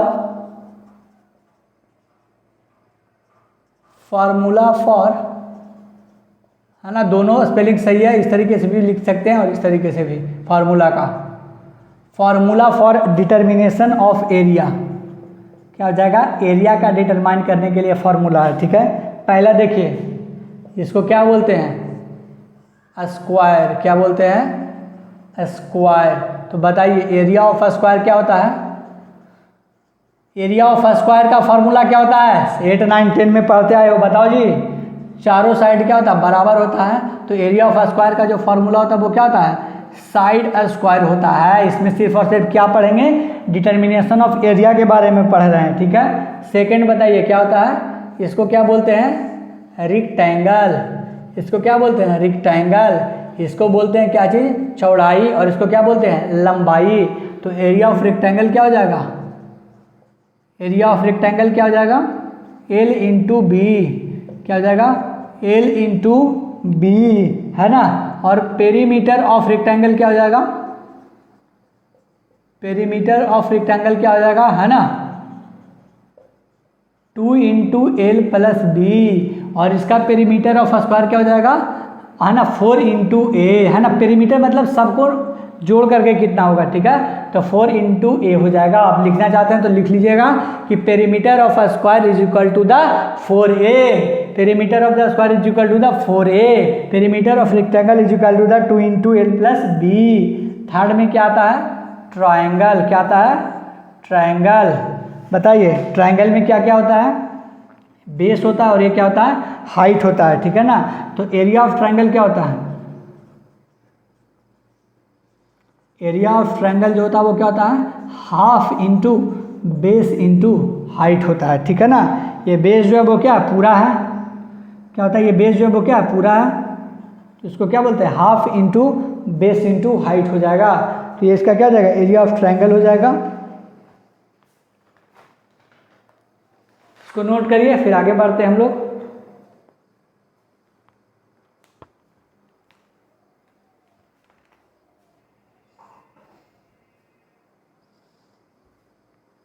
चलिए,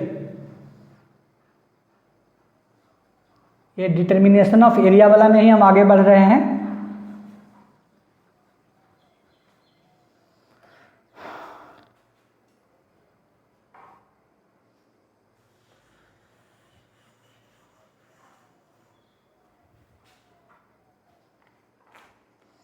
चलिए, 3 तक हो चुका था, 4 में आते हैं हम लोग। 4 में क्या है? ट्रेपेजॉइड है, ट्रेपेजियम है, ठीक है। क्या है?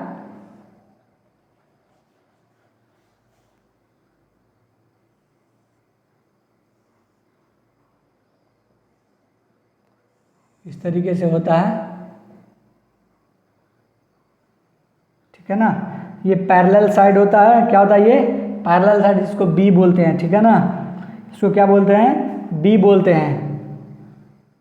तो क्या हो जाएगा? एरिया ऑफ ट्राइपेजॉइड क्या हो जाएगा बताइए? डिस्टेंस बिटवीन पैरेलल साइड्स और सम ऑफ पैरेलल साइड्स, ठीक है ना। तो क्या हो जाएगा? ये टोटल को क्या बोलते हैं? ए बोलते हैं, और बी बोलते हैं कहाँ से कहाँ तक, यहाँ से यहाँ तक के दूरी को बी बोलते हैं, ठीक है। और इस पूरे को क्या बोलते हैं, ए बोलते हैं, ठीक है। तो बताइए एरिया ऑफ ट्रापेजॉइड क्या हो जाएगा।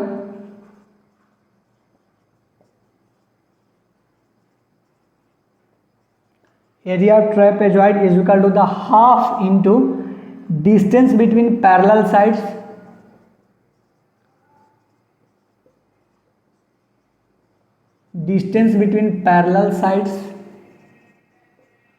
Into sum of parallel sides, है ना। क्या हो जाएगा, sum of parallel sides.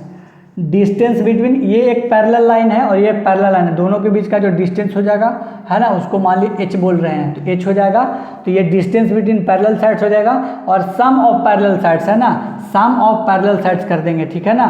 b और a को कर देंगे तो क्या हो जाएगा, सम ऑफ पैरेलल साइड्स हो जाएगा, b प्लस a कर देंगे, क्या कर देंगे, b plus a, sum of parallel sides कर देंगे, क्या कर देंगे, सम ऑफ पैरेलल साइड्स। तो इसका फॉर्मूला क्या हो जाएगा, half into distance between parallel sides, distance between parallel side क्या हो जाएगा h, और सम ऑफ पैरेलल साइड्स क्या हो जाएगा a प्लस b, इस तरीके से हो जाएगा, ठीक है।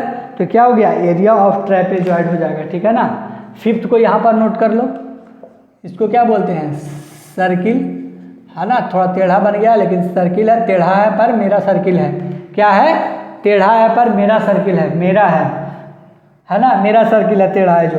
तो r is equal to the क्या हो जाएगा, radius, r is equal to the radius हो जाएगा यहाँ पर, और पूरे को क्या बोलते हैं, डायमीटर, और हाफ को क्या बोलते हैं, रेडियस, और इस पूरे को क्या बोलते हैं, इस पूरे को क्या बोलते हैं, डायमीटर, क्या बोलते हैं, डायमीटर, जिसको कि हम लोग d से डिनोट करते हैं। और d is equal to the क्या होता है, 2r। और वैसा लाइन जो डायमीटर सेंटर से पास नहीं करता हो, ऐसे नॉर्मल पास करता हो, उसको क्या बोलते हैं, कॉर्ड बोलते हैं, क्या बोलते हैं, कॉर्ड बोलते हैं। तो इसमें एरिया ऑफ सर्कल जो होता है वो फॉर्मूला फर्स्ट नोट कर लीजिए कि एरिया ऑफ सर्कल जो है वो क्या हो जाएगा, पाई आर स्क्वायर, क्या हो जाएगा, पाई आर स्क्वायर हो जाएगा, ठीक है ना, पाई आर स्क्वायर हो जाएगा। चलिए इसको नोट करिए, फिर आगे बढ़ते हैं हम लोग, एरिया के डिटर्मिनेशन में ही हम लोग आगे बढ़ते हैं। डायमीटर, रेडियस और कॉर्ड में ध्यान रखना है कि वैसा लाइन जो सेंटर से पास ना करे और एक दूसरे के, है ना, यहाँ से यहाँ तक पार कर जाए, यहाँ तक पहुँच जाए, एक छोर से दूसरे छोर बिना सेंटर को टच किए हुए, उसको कॉर्ड बोलते हैं। और सेंटर को टच करके जो जाएगा उसको डायमीटर बोलते हैं। और डायमीटर के आधा जो है वो, आधा जो है उसको क्या बोलते हैं, रेडियस बोलते हैं, ठीक है।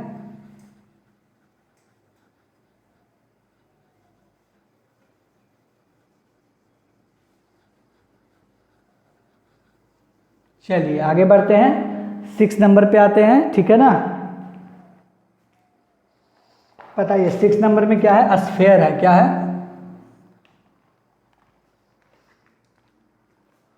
6 नंबर पे क्या है, स्फीयर। किस तरीके से होता है बताइए, इस तरीके से होता है ना स्फीयर, ये हेमिस्फीयर था, ये पूरा स्फीयर है। इसको कैसे निकालते हैं, सरफेस एरिया निकालते हैं स्फीयर का, क्योंकि अंदर से क्या होता है, पूरा कवर होता है, फील होता है ना स्फीयर का। Surface area of sphere, surface area of sphere के लिए क्या बोलते हैं, 4 पाई आर स्क्वायर हो जाएगा, क्या हो जाएगा, 4 पाई आर स्क्वायर, जहाँ की आर क्या है, रेडियस है, ठीक है ना। सरफेस एरिया ऑफ स्फीयर बोल रहा है तो क्या हो जाएगा, है ना, स्फीयर बोल रहा है तो 4 पाई आर स्क्वायर हो जाएगा, जहाँ की आर क्या है, रेडियस है, ठीक है। अब आते हैं पैरेलेलोग्राम के बारे में, ठीक है, इसको क्या बोलते हैं, स्फीयर। अब आते हैं पैरेलेलोग्राम, पैरेलेलोग्राम बोलते हैं, ठीक है ना। इसको यहाँ से यहाँ तक के दूरी को क्या बोलते हैं, h, है ना, और इसको यहाँ से यहाँ तक के डिस्टेंस को क्या बोलते हैं, b, क्या बोलते हैं, b। तो एरिया ऑफ अ पैरेलेलोग्राम क्या हो जाता है, एरिया ऑफ अ पैरेलेलोग्राम क्या हो जाता है, बेस इंटू हाइट हो जाता है, ठीक है, क्या हो जाता है, बेस इंटू हाइट हो जाता है, ठीक है ना। चलिए अब सिलेंडर वाला पे आते हैं।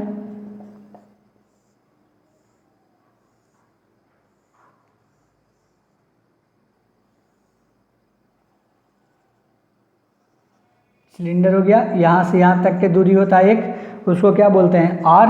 और यहाँ से यहाँ तक की दूरी को क्या बोलते हैं, h, और इसको क्या बोलते हैं, सिलेंडर। क्या बोलते हैं, सिलेंडर। तो बताना है आपको एरिया ऑफ, है ना, जो जो पूछा जाता है, जो जो चैप्टर में यूज हो रहा है उसी को हम लोग लिख रहे हैं। Area of curved surface, area of curved surface of cylinder क्या होता है, सिलेंडर क्या हो जाता है, 2πr_l होता है। क्या होता है, 2πr_l होता है। क्या होता है, 2πr_l होता है। ठीक है ना, h या l लिख सकते हैं। यहाँ पे फॉर्मूला में 2πr_l है, इसलिए 2πr_l ले रहे हैं, l ले रहे हैं। r is equal to the radius हो गया and l is equal to the length of the cylinder हो गया। ठीक है ना, लेंथ हो गया and l is equal to the क्या हो गया, r is equal to the radius and l is equal to the क्या हो गया, लेंथ हो गया। चलिए इसको नोट करिए, इसमें बताने का कोई जरूरत नहीं है, बस फॉर्मूला पुट करना है आपको। l की जगह 5 सेंटीमीटर या 5 मीटर दिया होगा और r का वैल्यू दिया होगा, पूछेगा कि कर्व सरफेस एरिया बताओ सिलेंडर का, कर्व सरफेस एरिया 2πr_h, अगर h रहेगा तो, और l दिया हुआ है लेंथ में तो 2πr_l हो जाएगा। ठीक है ना, ध्यान से ध्यान से ध्यान से, है ना, आगे बढ़ते हैं। चलिए मिटा रहे इसको, पॉज करके नोट करिए, आगे बढ़ेंगे। ये सब कुछ भी नहीं है, 9th में आपने एकदम फांकी मारा है, इसका मतलब अगर इतना समझ में नहीं आ रहा है तो, है ना। 9th में क्या करते थे आप लोग, निब्बा निब्बी वाला खेल खेलते थे। क्या करते थे 9th में कि दोस्तों के साथ चले जाते थे क्रिकेट खेलने, मैथ का ट्यूशन बंक करके या कोई मैथ का क्लास को बंक करके या स्कूल बंक करके।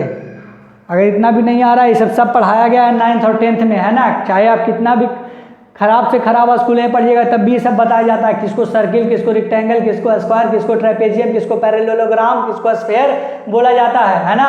अगर नहीं भी बताया जाता तो किताब में दिया हुआ रहता है इतना भी। ठीक है ना, तो इसलिए बहानाबाजी बनाना छोड़ो और ये बोलो कि हम लोग निब्बा निब्बी वाला खेल खेल रहे थे 9th 10th में, और क्या कर रहे थे, दोस्तों के साथ क्रिकेट खेलने चले जाते थे, है ना।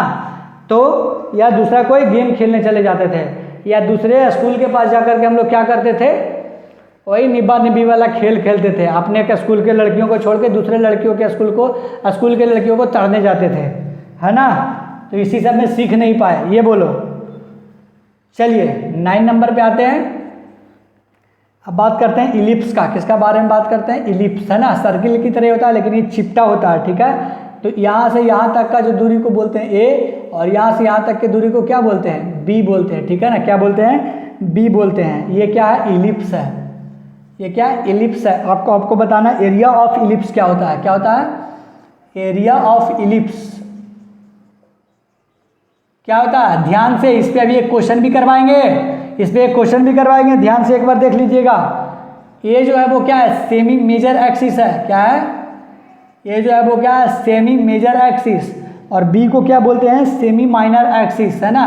इसको ध्यान रखिएगा कि किसको सेमी माइनर बोलते हैं और किसको सेमी मेजर बोलते हैं। ठीक है ना, तो इसको बोलते हैं सेमी मेजर एक्सिस और बी को क्या बोलते हैं, सेमी माइनर एक्सिस, है ना। क्यूब बनाने के लिए सीख लीजिए, बहुत बार क्यूब बनाने के लिए आएगा, बहुत बार क्वेश्चन में क्यूब बनाने के लिए आएगा, है ना। जब इलेक्ट्रोस्टैटिक्स पढ़ेंगे तब आएगा, है ना। बहुत सारे चैप्टर में यूज होगा। क्या करना, देखिए एक स्क्वायर लेना है, एक स्क्वायर लेना है, इसी पर एक थोड़ा सा ऊपर करके एक और स्क्वायर बना देना है। ठीक है ना, बाकी क्या करना है, इससे इसको मिला देना है, इससे इसको मिला देना है, इससे इसको मिला देना है और इससे इसको मिला देना है। ठीक है ना, क्या करना है, इसको इससे मिला देना है। ठीक है, एक बार फिर से देखिएगा, एक स्क्वायर बनाना है और दूसरा फिर स्क्वायर बनाना है,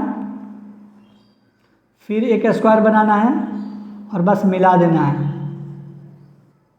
इसको क्या बोलते हैं, क्यूब बोलते हैं। क्या बोलते हैं, क्यूब बोलते हैं। बताना सरफेस एरिया ऑफ क्यूब क्या होता है, surface area of a cube,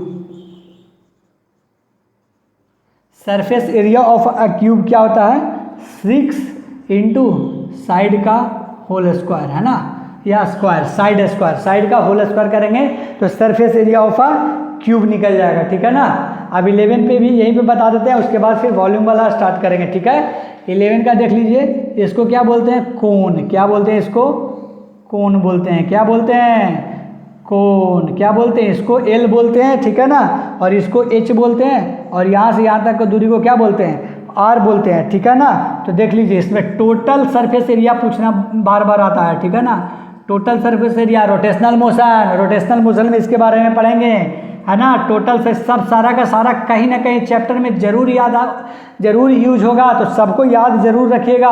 total surface area of cone क्या होता है, pi r square plus pi r l होता है, ठीक है ना। जहाँ की पाई आर एल होता है वो क्या होता है, पाई आर एल जो होता है उसको बनाने के लिए कैसे बनाते हैं, पाई आर इंटू एल को निकालने के लिए क्या करेंगे, Pythagoras theorem, l equal to the r square plus h square, r square plus h square कर देंगे, pi r into r square plus h square. इसको क्या बोलते हैं, लेटरल एरिया। क्या बोलते हैं, lateral area. Pi r l को क्या बोलते हैं, लेटरल एरिया। जब total surface area of cone बोलेगा तो सारे एरिया को मिलाना होगा, लेटरल एरिया को भी, और जो ये सर्कुलर एरिया उस एरिया को भी मिलाना होगा। तो टोटल बोल रहा तो दोनों को ऐड कर देंगे, और जब सिर्फ और सिर्फ लेटरल एरिया कोन का पूछेगा तो पाई आर एल लगाएंगे। लेटरल एरिया जब पूछेगा तो पाई आर एल बोलेंगे, है ना। जितना चीख का बोलने का मतलब है कि बहुत ज़्यादा इंपॉर्टेंट है। जब रोटेशनल मोशन पढ़ेंगे, मोमेंट ऑफ इनर्शिया पढ़ेंगे, है ना, तो इसको याद रखिएगा कि एक सिलेंडर पर कोन को चढ़ा देगा और सेंटर ऑफ मास पूछेगा, है ना, मोमेंट ऑफ इनर्शिया पूछेगा, तो उस समय इस का सारा का यूज आएगा, है ना। इसलिए चीख कर बोल रहे हैं कि टोटल सरफेस एरिया अगर कोन का निकालना होगा तो pi r square plus pi r l बोलेंगे, जहाँ की आर रेडियस है, एच हाइट है और एल क्या है, ये लेंथ है, ठीक है ना, ठीक है। और लेटरल एरिया पूछेगा तो पाई आर एल बनाएंगे, और एल पाइथागोरस थ्योरम के द्वारा से r square plus h square का अंडर रूट करके निकाल लेंगे। यहाँ तक नोट करिए। उसके बाद फिर अब हम लोग बात करते हैं वॉल्यूम का डिटर्मिनेशन का। यहाँ तक हमने बात किया 11 तक, किसके बारे में बात किया हम लोगों ने, determination of, formula for determination of area. अब बात करेंगे formula for determination of volume, है ना। चलिए नोट करिए, इसको पॉज करके फिर आगे बढ़ते हैं।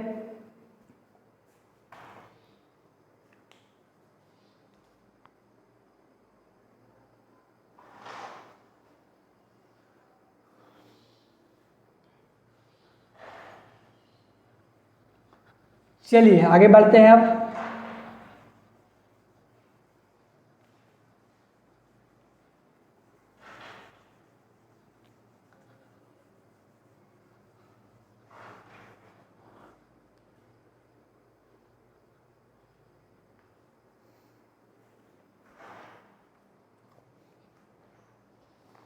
चलिए आगे बढ़ते हैं। Formula for determination of volume, है ना, formula for determination of volume, formula for determination of volume किसका निकालते हैं। अब हम लोग वॉल्यूम के बारे में बात करेंगे, ठीक है ना।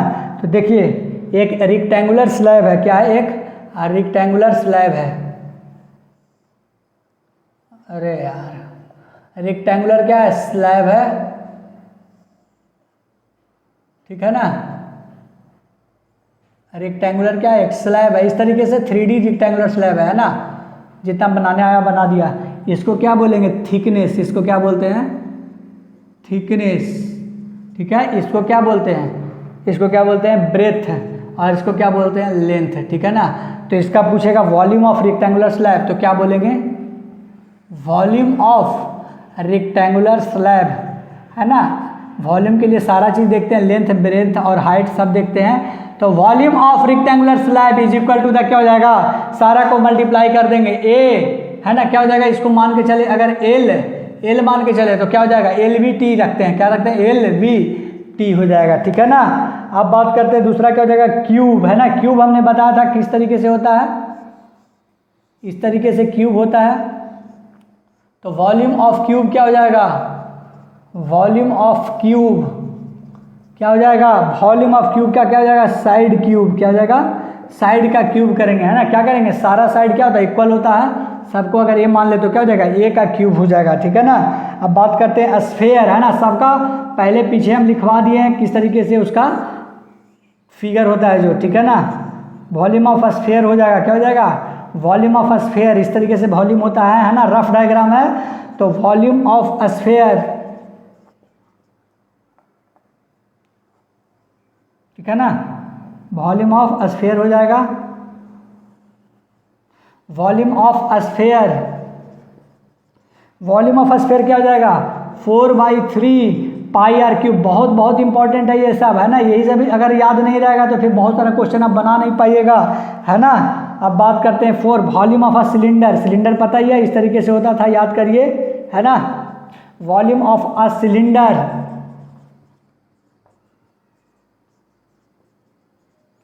वॉल्यूम ऑफ अ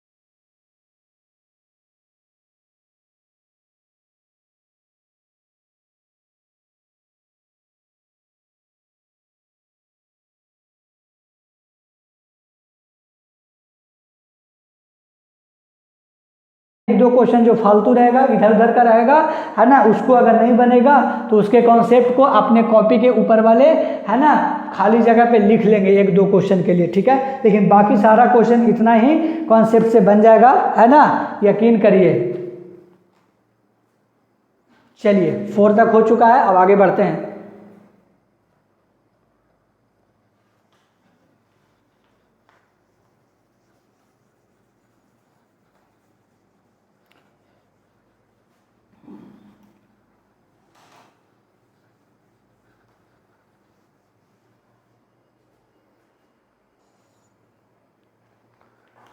चलिए 5th में आते हैं हम लोग, क्या चीज़ पे आते हैं, वॉल्यूम ऑफ कोन पे आते हैं, ठीक है ना। वॉल्यूम ऑफ कोन बताना है ना। कोन तो आपको पता ही है किसको बोलते हैं, जो इस तरीके से रहता है, एल बोलते हैं इसको, एच बोलते हैं इसको, आर बोलते हैं, ठीक है ना। तो वॉल्यूम ऑफ कोन क्या हो जाएगा, है ना, वॉल्यूम ऑफ कोन क्या हो जाएगा, 1/3 into pi r square by h होता है। क्या होता है, 1/3 pi r square into h होता है, जहाँ पर आर जो होता है वो क्या होता है, रेडियस होता है, और एच जो होता है वो क्या होता है, हाइट होता है, ठीक है ना। तो ये हो गया क्या चीज़, वॉल्यूम ऑफ अ कोन, है ना, वॉल्यूम ऑफ अ कोन, है ना, क्या हो जाएगा, वॉल्यूम ऑफ अ कोन हो जाएगा, है ना। बस याद रखिएगा, सारा फार्मूला को 5 फार्मूला बताया है मैंने वॉल्यूम के लिए, 5 फार्मूला बताया है मैंने वॉल्यूम के लिए, और 11 फार्मूला बताया है एरिया को डिटरमाइन करने के लिए, है ना। तो डिटरमाइन करने के लिए एरिया का कितना फार्मूला बताया मैंने, 11 फार्मूला, और वॉल्यूम को डिटरमाइन करने के लिए 5 फार्मूला, है ना। होते तो और भी है, लेकिन ये जो 16 फार्मूला है वो 16 का 16 क्या है, इंपॉर्टेंट है। हर चैप्टर में कहीं ना कहीं, कुछ ना कुछ चैप्टर में हमेशा यूज होता रहेगा, और ये अगर नहीं पता होगा तो सारा का सारा क्वेश्चन गलत हो जाएगा, ये मेरा गारंटी है ना। तो इसको जरूर याद रखिएगा, बार बार बेसिक मैथमेटिक्स को देखते रहिएगा, ठीक है ना। बताइए नोट में, पाई का वैल्यू बहुत यूज होगा। पाई का वैल्यू क्या होता है, 22/7 होता है, और इसी को डिवाइड दे करके करेंगे तो 3.14 वैल्यू आ जाता है लगभग में, है ना। अगर पाई स्क्वायर का वैल्यू बोलेगा तो 9.8776 हो जाएगा, लेकिन क्वेश्चन को सॉल्यूशन करने के लिए हम लोग 10 ले लेंगे, ठीक है ना। अब 1/पाई का वैल्यू भी कितना होता है वो भी देख लीजिए। बहुत बार ऐसा हो गया है कि 1/पाई का वैल्यू बार बार आपको निकालना पड़ेगा, है ना। तो इससे बढ़िया को उसको याद कर लीजिए, जो लगभग 0.3 के बराबर होता है ना, एग्जैक्टली 0.3182 करके आता है, लेकिन हम लोग जब हम लोग कैलकुलेशन करते रहेंगे तो उस समय इजी करने के लिए कैलकुलेशन को 0.3 ले लेंगे, ठीक है। पाई का वैल्यू 22/7 और 3.14, पाई का वैल्यू 22/7 3.14, पाई स्क्वायर का वैल्यू 9.8776, लेकिन हम लोग कैलकुलेशन करने के लिए 10 ले लेंगे। 1/पाई का वैल्यू 0.3182, लेकिन कैलकुलेशन करने के लिए 0.3 ले लेंगे। नींद में भी कोई पूछे तो याद रखिएगा कि पाई का वैल्यू कितना हो जाएगा 3.14 और क्या हो जाएगा 22/7। पाई स्क्वायर का वैल्यू 0.9887 करके कुछ होगा, लेकिन हमको याद रखना है कैलकुलेशन करने के लिए 10। 1/पाई का वैल्यू 0.3876 करके कुछ होगा या 0.3182 करके होगा, लेकिन हम कैलकुलेशन करने के लिए 0.3 ले लेंगे, ठीक है ना। पाई का वैल्यू 3.14 या 22.7 होता है। पाई स्क्वायर का वैल्यू कैलकुलेशन करने के लिए हम लोग 10 ले लेंगे और 1/पाई का वैल्यू 0.3 ले लेंगे, है ना, कैलकुलेशन करने के लिए। चलिए यहाँ तक हो गया हमारा सारा का सारा ज्योमेट्रिकल फार्मूला। एक छोटा सा टॉपिक है कंपोनेंडो एंड डिवाइडेंडो, उसके बारे में बात करके इस लेक्चर को समाप्त करेंगे। चलिए, है ना, यहाँ तक आप नोट कर लीजिए, है ना। उसके बाद कंपोनेंडो एंड डिवाइडेंडो पढ़ाएंगे, है ना। और कंपोनेंडो एंड डिवाइडेंडो पढ़ाने के पहले थोड़ा सा 1-2 क्वेश्चन करवा देते हैं, ठीक है ना, ताकि आपको पता चल जाए कि किस तरीके का क्वेश्चन पूछा जाता है। चलिए इसको नोट करिए, पॉज करके आगे बढ़ते हैं।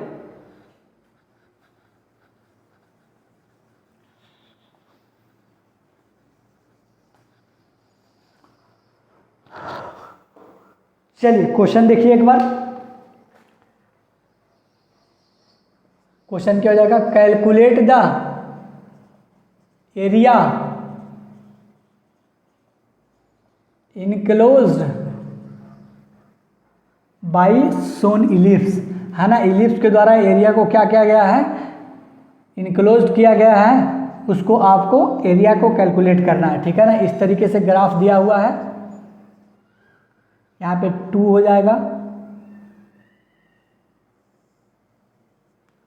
ठीक है ना। क्या हो जाएगा, यहाँ पे 2 हो जाएगा और यहाँ पे क्या हो जाएगा 6 हो जाएगा और सेंटर पे क्या हो जाएगा 4 हो जाएगा। क्या हो जाएगा 4 हो जाएगा, ठीक है।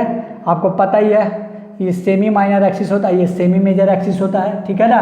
अब बताइए आपको बताना क्या है, यहाँ पे क्या हो जाता है 1, यहाँ पे क्या हो जाता है 1, यहाँ पे क्या हो जाता है 2 और यहाँ पे क्या हो जाता है सेंटर के पास 3 और यहाँ पे क्या आ जाता है 4, ठीक है ना। तो सेंटर के पास क्या आ जाता है, लगभग 3 आ जाता है, ठीक है। अब बताना है कि आपको एरिया क्या होगा, है ना। तो बताइए इलिप्स का एरिया क्या बताया था मैंने, आपको बताना है ना। आपको बताना है कि एरिया ऑफ इलिप्स क्या बताया था, बताइए आप लोग, पीछे पलट करके नहीं है, खुद से बताइए। एरिया ऑफ इलिप्स क्या बताया था, एरिया ऑफ इलिप्स क्या बताया था, पाई इंटू ए इंटू बी, जहाँ की ए होता था ये और बी होता था ये, है ना। या किसी को भी, है ना, मानने में कोई दिक्कत नहीं है, बस आपको नोट करके लिखना कि यहाँ पे बी को सेमी मेजर एक्सिस माना है और ए को सेमी माइनर एक्सिस। तो बताइए बी का वैल्यू क्या होगा, यहाँ से यहाँ तक का वैल्यू कितना आएगा, बताइए 2 आएगा। कितना आएगा 2 आएगा, कितना आएगा 2 आएगा। और यहाँ से यहाँ तक का वैल्यू बताइए क्या आएगा 1 आएगा। तो क्या करना है, पाई इंटू 1 इंटू 2 हो जाएगा, तो आंसर कितना आ जाएगा 2 पाई आंसर हो जाएगा। पाई का वैल्यू 3.14 या 22.7 लेके सॉल्व करेंगे। ऑप्शन में जिस प्रकार से दिया होगा, अगर पाई के फॉर्म में दिया होगा तो पाई में आंसर लगाएंगे, है ना। देखिए आपको अगर एरिया नहीं याद होता तो ये क्वेश्चन नहीं बनता और इस तरीके का क्वेश्चन आता ही है, ठीक है ना।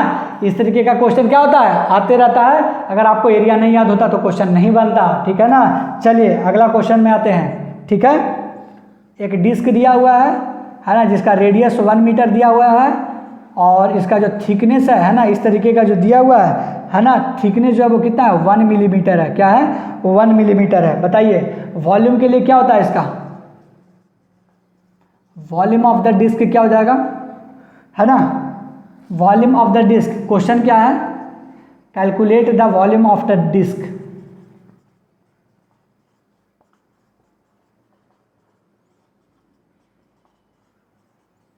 Calculate the volume of the disc. बताइए वॉल्यूम ऑफ द डिस्क क्या हो जाएगा, pi r square into t हो जाएगा, थिकनेस हो जाएगा। पाई का वैल्यू क्या ले लेंगे 3.14 ले लेंगे इंटू रेडियस कितना दिया हुआ है 1 मीटर दिया हुआ है और ये 1 मिलीमीटर दिया हुआ है। तो 1 मिलीमीटर जो होता है वो किसके बराबर होता है 10⁻³ मीटर क्यूब का बराबर होता है। किसके होता है 10⁻³ मीटर क्यूब के बराबर होता है, ठीक है ना। तो इसको सॉल्व करेंगे तो कितना आ जाएगा 3.14 इंटू 10⁻³ मीटर क्यूब, है ना। अभी एक आपको चार्ट बता देते हैं, ठीक है ना, एक छोटा सा चार्ट बता देते हैं जिसमें कि किससे कैसे करके हम लोग 1 मिलीमीटर को कैसे मीटर में बोलते हैं, है ना, वो लिखवा देते हैं। लेकिन उसको सारा हम अच्छा से बताएंगे यूनिट एंड डायमेंशन में, ठीक है ना। कहाँ पे बताएंगे? यूनिट एंड डायमेंशन चैप्टर जब स्टार्ट करेंगे तो उसमें यूनिट कन्वर्जन वाला टॉपिक में हम आपको बताएंगे कि कैसे 1 मीटर को नैनोमीटर में कन्वर्ट करना है, 1 मिलीमीटर को कैसे नैनोमीटर में कन्वर्ट करना है, 1 मीटर को कैसे मिलीमीटर में कन्वर्ट करना है, उसके बारे में बात करेंगे, है ना। तो छोड़िए, यहाँ पर भी नहीं बताते हैं। जब यूनिट एंड डायमेंशन बताएंगे तो उसमें एकदम अच्छा से बताएंगे, क्योंकि अगर कुछ यहाँ पर बता देंगे और कुछ वहाँ पर बताएंगे तो उसमें मजा किरकिरा हो जाएगा, ठीक है ना। इसलिए हम कोशिश करेंगे आपको कि वहीं पे सारा को सारा हम बता दें अच्छे से कि कैसे 1 मीटर में कितना मिलीमीटर होता है, 1 मीटर में कितना नैनोमीटर होता है, कितना पिकोमीटर होता है, कितना फेरीमीटर होता है, कितना, है ना। इस तरीके से हम लोग बात कर लेंगे सारा का सारा। कैसे हम लोग मिलीमीटर को मीटर में बदलेंगे, कैसे केजी को ग्राम में, कैसे ग्राम को मिलीग्राम में, इस तरीके से सारा का सारा यूनिट एंड डायमेंशन में हम लोग, है ना, उसको बता देंगे, ठीक है ना। चलिए यहाँ तक नोट करिए। उसके बाद कंपोनेंडो एंड डिवाइडेंडो एक छोटा सा टॉपिक है, उसको बताते हैं। सोल्व करिए यहाँ तक आप इसको।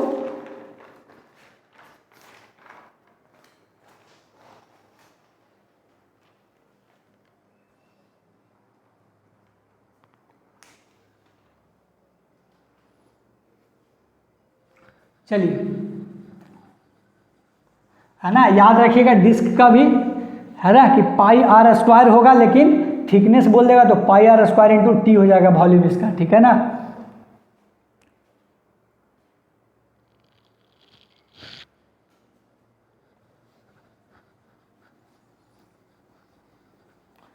चलिए अब कंपोनेंडो एंड डिवाइडेंडो को बताते हैं।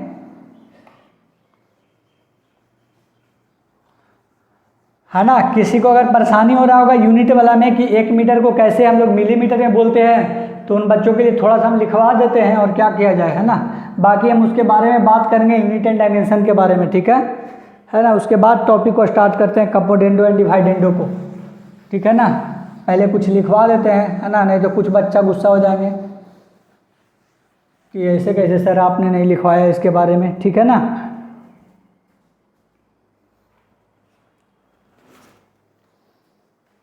चलिए थोड़ा बहुत लिखवा देते हैं, है ना आपको, लेकिन सारा अच्छा से बताएंगे कहाँ पे हम उसको।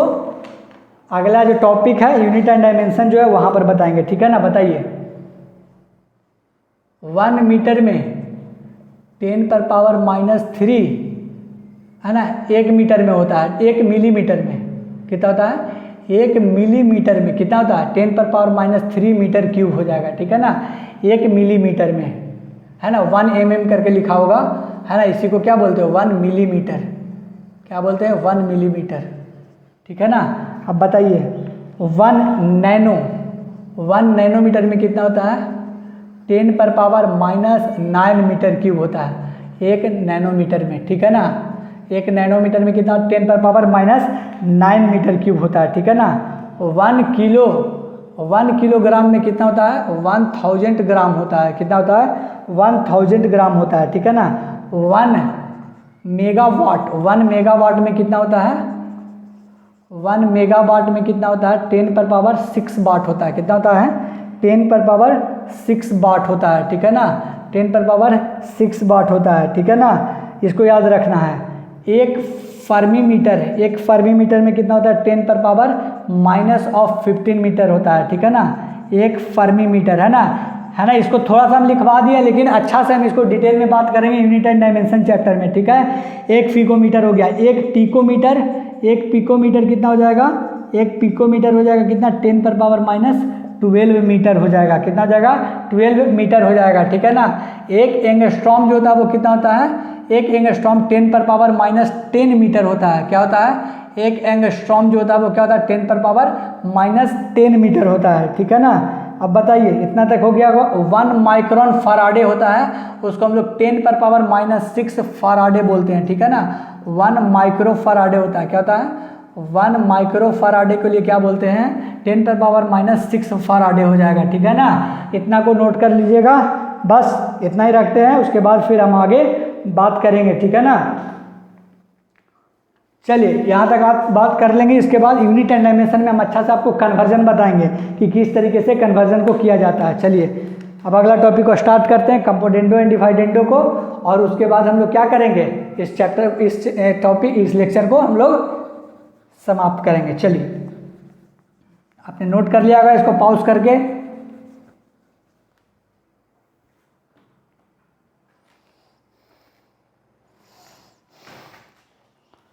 चलिए क्या आ गया, कंपोनेंडो एंड डिवाइडेंडो, है ना। इसको यूज हम लोग ना के बराबर करते हैं चैप्टर में, लेकिन बेसिक मैथमेटिक्स में, है ना, पढ़ाया जाता है तो इसको हम पढ़ा देते हैं, है ना। बहुत सारे टीचर जो हैं वो पढ़ाते हैं, है ना। बहुत बड़े बड़े टीचर को मैंने देखा पढ़ाते हुए इसको, है ना। तो इसको हम थोड़ा सा बता देते हैं, थोड़ा सा ही बताएंगे, है ना। वो लोग सिर्फ बोल करके चले जाते हैं, लेकिन मैं थोड़ा सा डिटेल में आपको बता देता हूँ क्या होता है, जो थोड़ा सा बस। लेकिन if p by q is equal to the a by b, then हम लोग को इसको कैसे सॉल्व करना है, P plus q by P minus q is equal to the A plus b into by A minus b, इस तरीके से रहेगा, ठीक है ना। इस तरीके से स्टेटमेंट दिया हुआ है, एक क्वेश्चन के अनुसार आपको बता देते हैं, ठीक है ना। देखिए if A plus B by A minus B is equal to the 8/2, then A by B क्या होगा, देन A बाई बी क्या होगा, इसके बारे में बात करना है, ठीक है। एक बार बताने का कोशिश करिए इसको, फिर बताते हैं आपको, है ना। देखिए इसको कैसे बनाते हैं, इसको क्या करना है, A प्लस बी को P मान लीजिए, है ना, P मान लीजिए, और P प्लस क्यू और P माइनस क्यू कर देंगे। तो देखिए A plus B plus Q करेंगे तो क्या हो जाएगा, प्लस A प्लस बी, और A प्लस बी, है ना, P तो P ही रहेगा, P को हम लोग क्या माने हैं, let P is equal to the A plus B, है ना, और Q is equal to the A minus B. तो P प्लस क्यू किए, क्या किए, P प्लस क्यू किए, P प्लस क्यू किए, तो A प्लस बी और प्लस क्या हो जाएगा, A माइनस बी हो जाएगा, क्या हो जाएगा, A माइनस बी हो जाएगा, है ना। देखिए सिस्टम से चलेंगे तो सारा गलती पता चल जाएगा, A प्लस बी और A माइनस बी, और दूसरा में क्या गया, P माइनस क्यू, तो A plus B minus of A minus B. तो इसको सॉल्व करेंगे तो बताइए, बताया था आपको हमने पहले भी, थोड़ा देर पहले, कि माइनस के अंदर ब्रैकेट, अगर ब्रैकेट लगा होता माइनस के पहले तो चेंज हो जाता है, ये प्लस है तो क्या हो जाएगा माइनस, और ये माइनस है तो क्या हो जाएगा प्लस। अब बताइए इधर क्या लिखेंगे, इधर भी इसी तरीके से करेंगे, 8 प्लस 2 बाई 8 माइनस 2, है ना। A प्लस बी और A माइनस बी करेंगे, A को अगर हम लोग 8 मान रहे हैं और B को 2 मान रहे हैं, ठीक है, तो 8 प्लस 2 और 8 माइनस 2, है ना, दोनों में करेंगे, है ना, इस तरीके से ध्यान रखिएगा। तो इधर क्या हो जाएगा, 8 प्लस 2 और 8 माइनस 2, इधर बताइए B और B कैंसिल हो जाएगा तो क्या बचेगा 2A, और A कैंसिल हो जाएगा तो क्या बचेगा 2B, और इधर 10/6 बचेगा, क्या बचेगा 10/6 बचेगा, 2 से 2 कैंसिल, तो A बाई बी का वैल्यू कितना हो जाएगा 5/3, 2 5 जा 10, 2 3 जा 6 हो जाएगा, ठीक है ना। तो 5/3 बचेगा, तो यही इसका आंसर हो जाएगा, ठीक है ना। A बाई बी कितना आ गया आंसर 5/3, है ना। तो इस तरीके से इसको सॉल्व करना है, ठीक है, दिया हुआ रहेगा और पूछेगा अगला, तो इसी तरीके से क्या करना है, P plus q by P minus Q कर देंगे, फिर इधर A प्लस बी और A माइनस बी कर देंगे, ठीक है ना। सबको क्या करना है, इसी तरीके से सॉल्व करना है, ठीक है, इसको नोट करिए।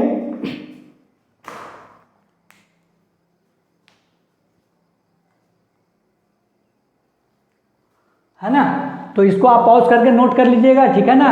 तो आज का लेक्चर हम यहीं पे स्टार्ट करते हैं, सॉरी स्टार्ट बोल रहे हैं, आज का लेक्चर हम यहीं पे समाप्त करते हैं, है ना। बेसिक मैथमेटिक्स का लेक्चर नंबर 5 ये एंड हुआ। अब हम आगे जो लेक्चर स्टार्ट करेंगे उसमें बताया ही आपको, ग्राफ से स्टार्ट करेंगे, है ना। 4 टॉपिक और बच रहा, graph, differentiation, maxima and minima और इंटीग्रेशन, ठीक है। और ये यूनिट का जो कन्वर्जन था कि कैसे कैसे 1 माइक्रो को 10⁻⁻6 कैसे बोलते हैं, है ना, और अगर कुछ आ गया तो उसको कैसे, तो उसको यूनिट एंड डायमेंशन में हम लोग यूनिट जो टॉपिक करेंगे उसी में उसको हम लोग बताएंगे, ठीक है ना। इसके लिए गड़बड़ाना नहीं है, कोई भी टॉपिक को हम छोड़ करके नहीं जाएंगे। अगर आपको लग रहा है कि कोई भी टॉपिक छूट गया है तो हम उसको जरूर डिस्कस करेंगे, इट्स माय प्रॉमिस, है ना, ये मेरा वादा है आपसे कि हम जरूर उसको क्या करेंगे, बताएंगे, है ना, ठीक है। तो आज का लेक्चर हम बेसिक मैथमेटिक्स लेक्चर नंबर 5 को यहीं पे समाप्त करते हैं, ठीक है ना। तो मिलते हैं अगले लेक्चर में, तब तक के लिए बाय, थैंक यू।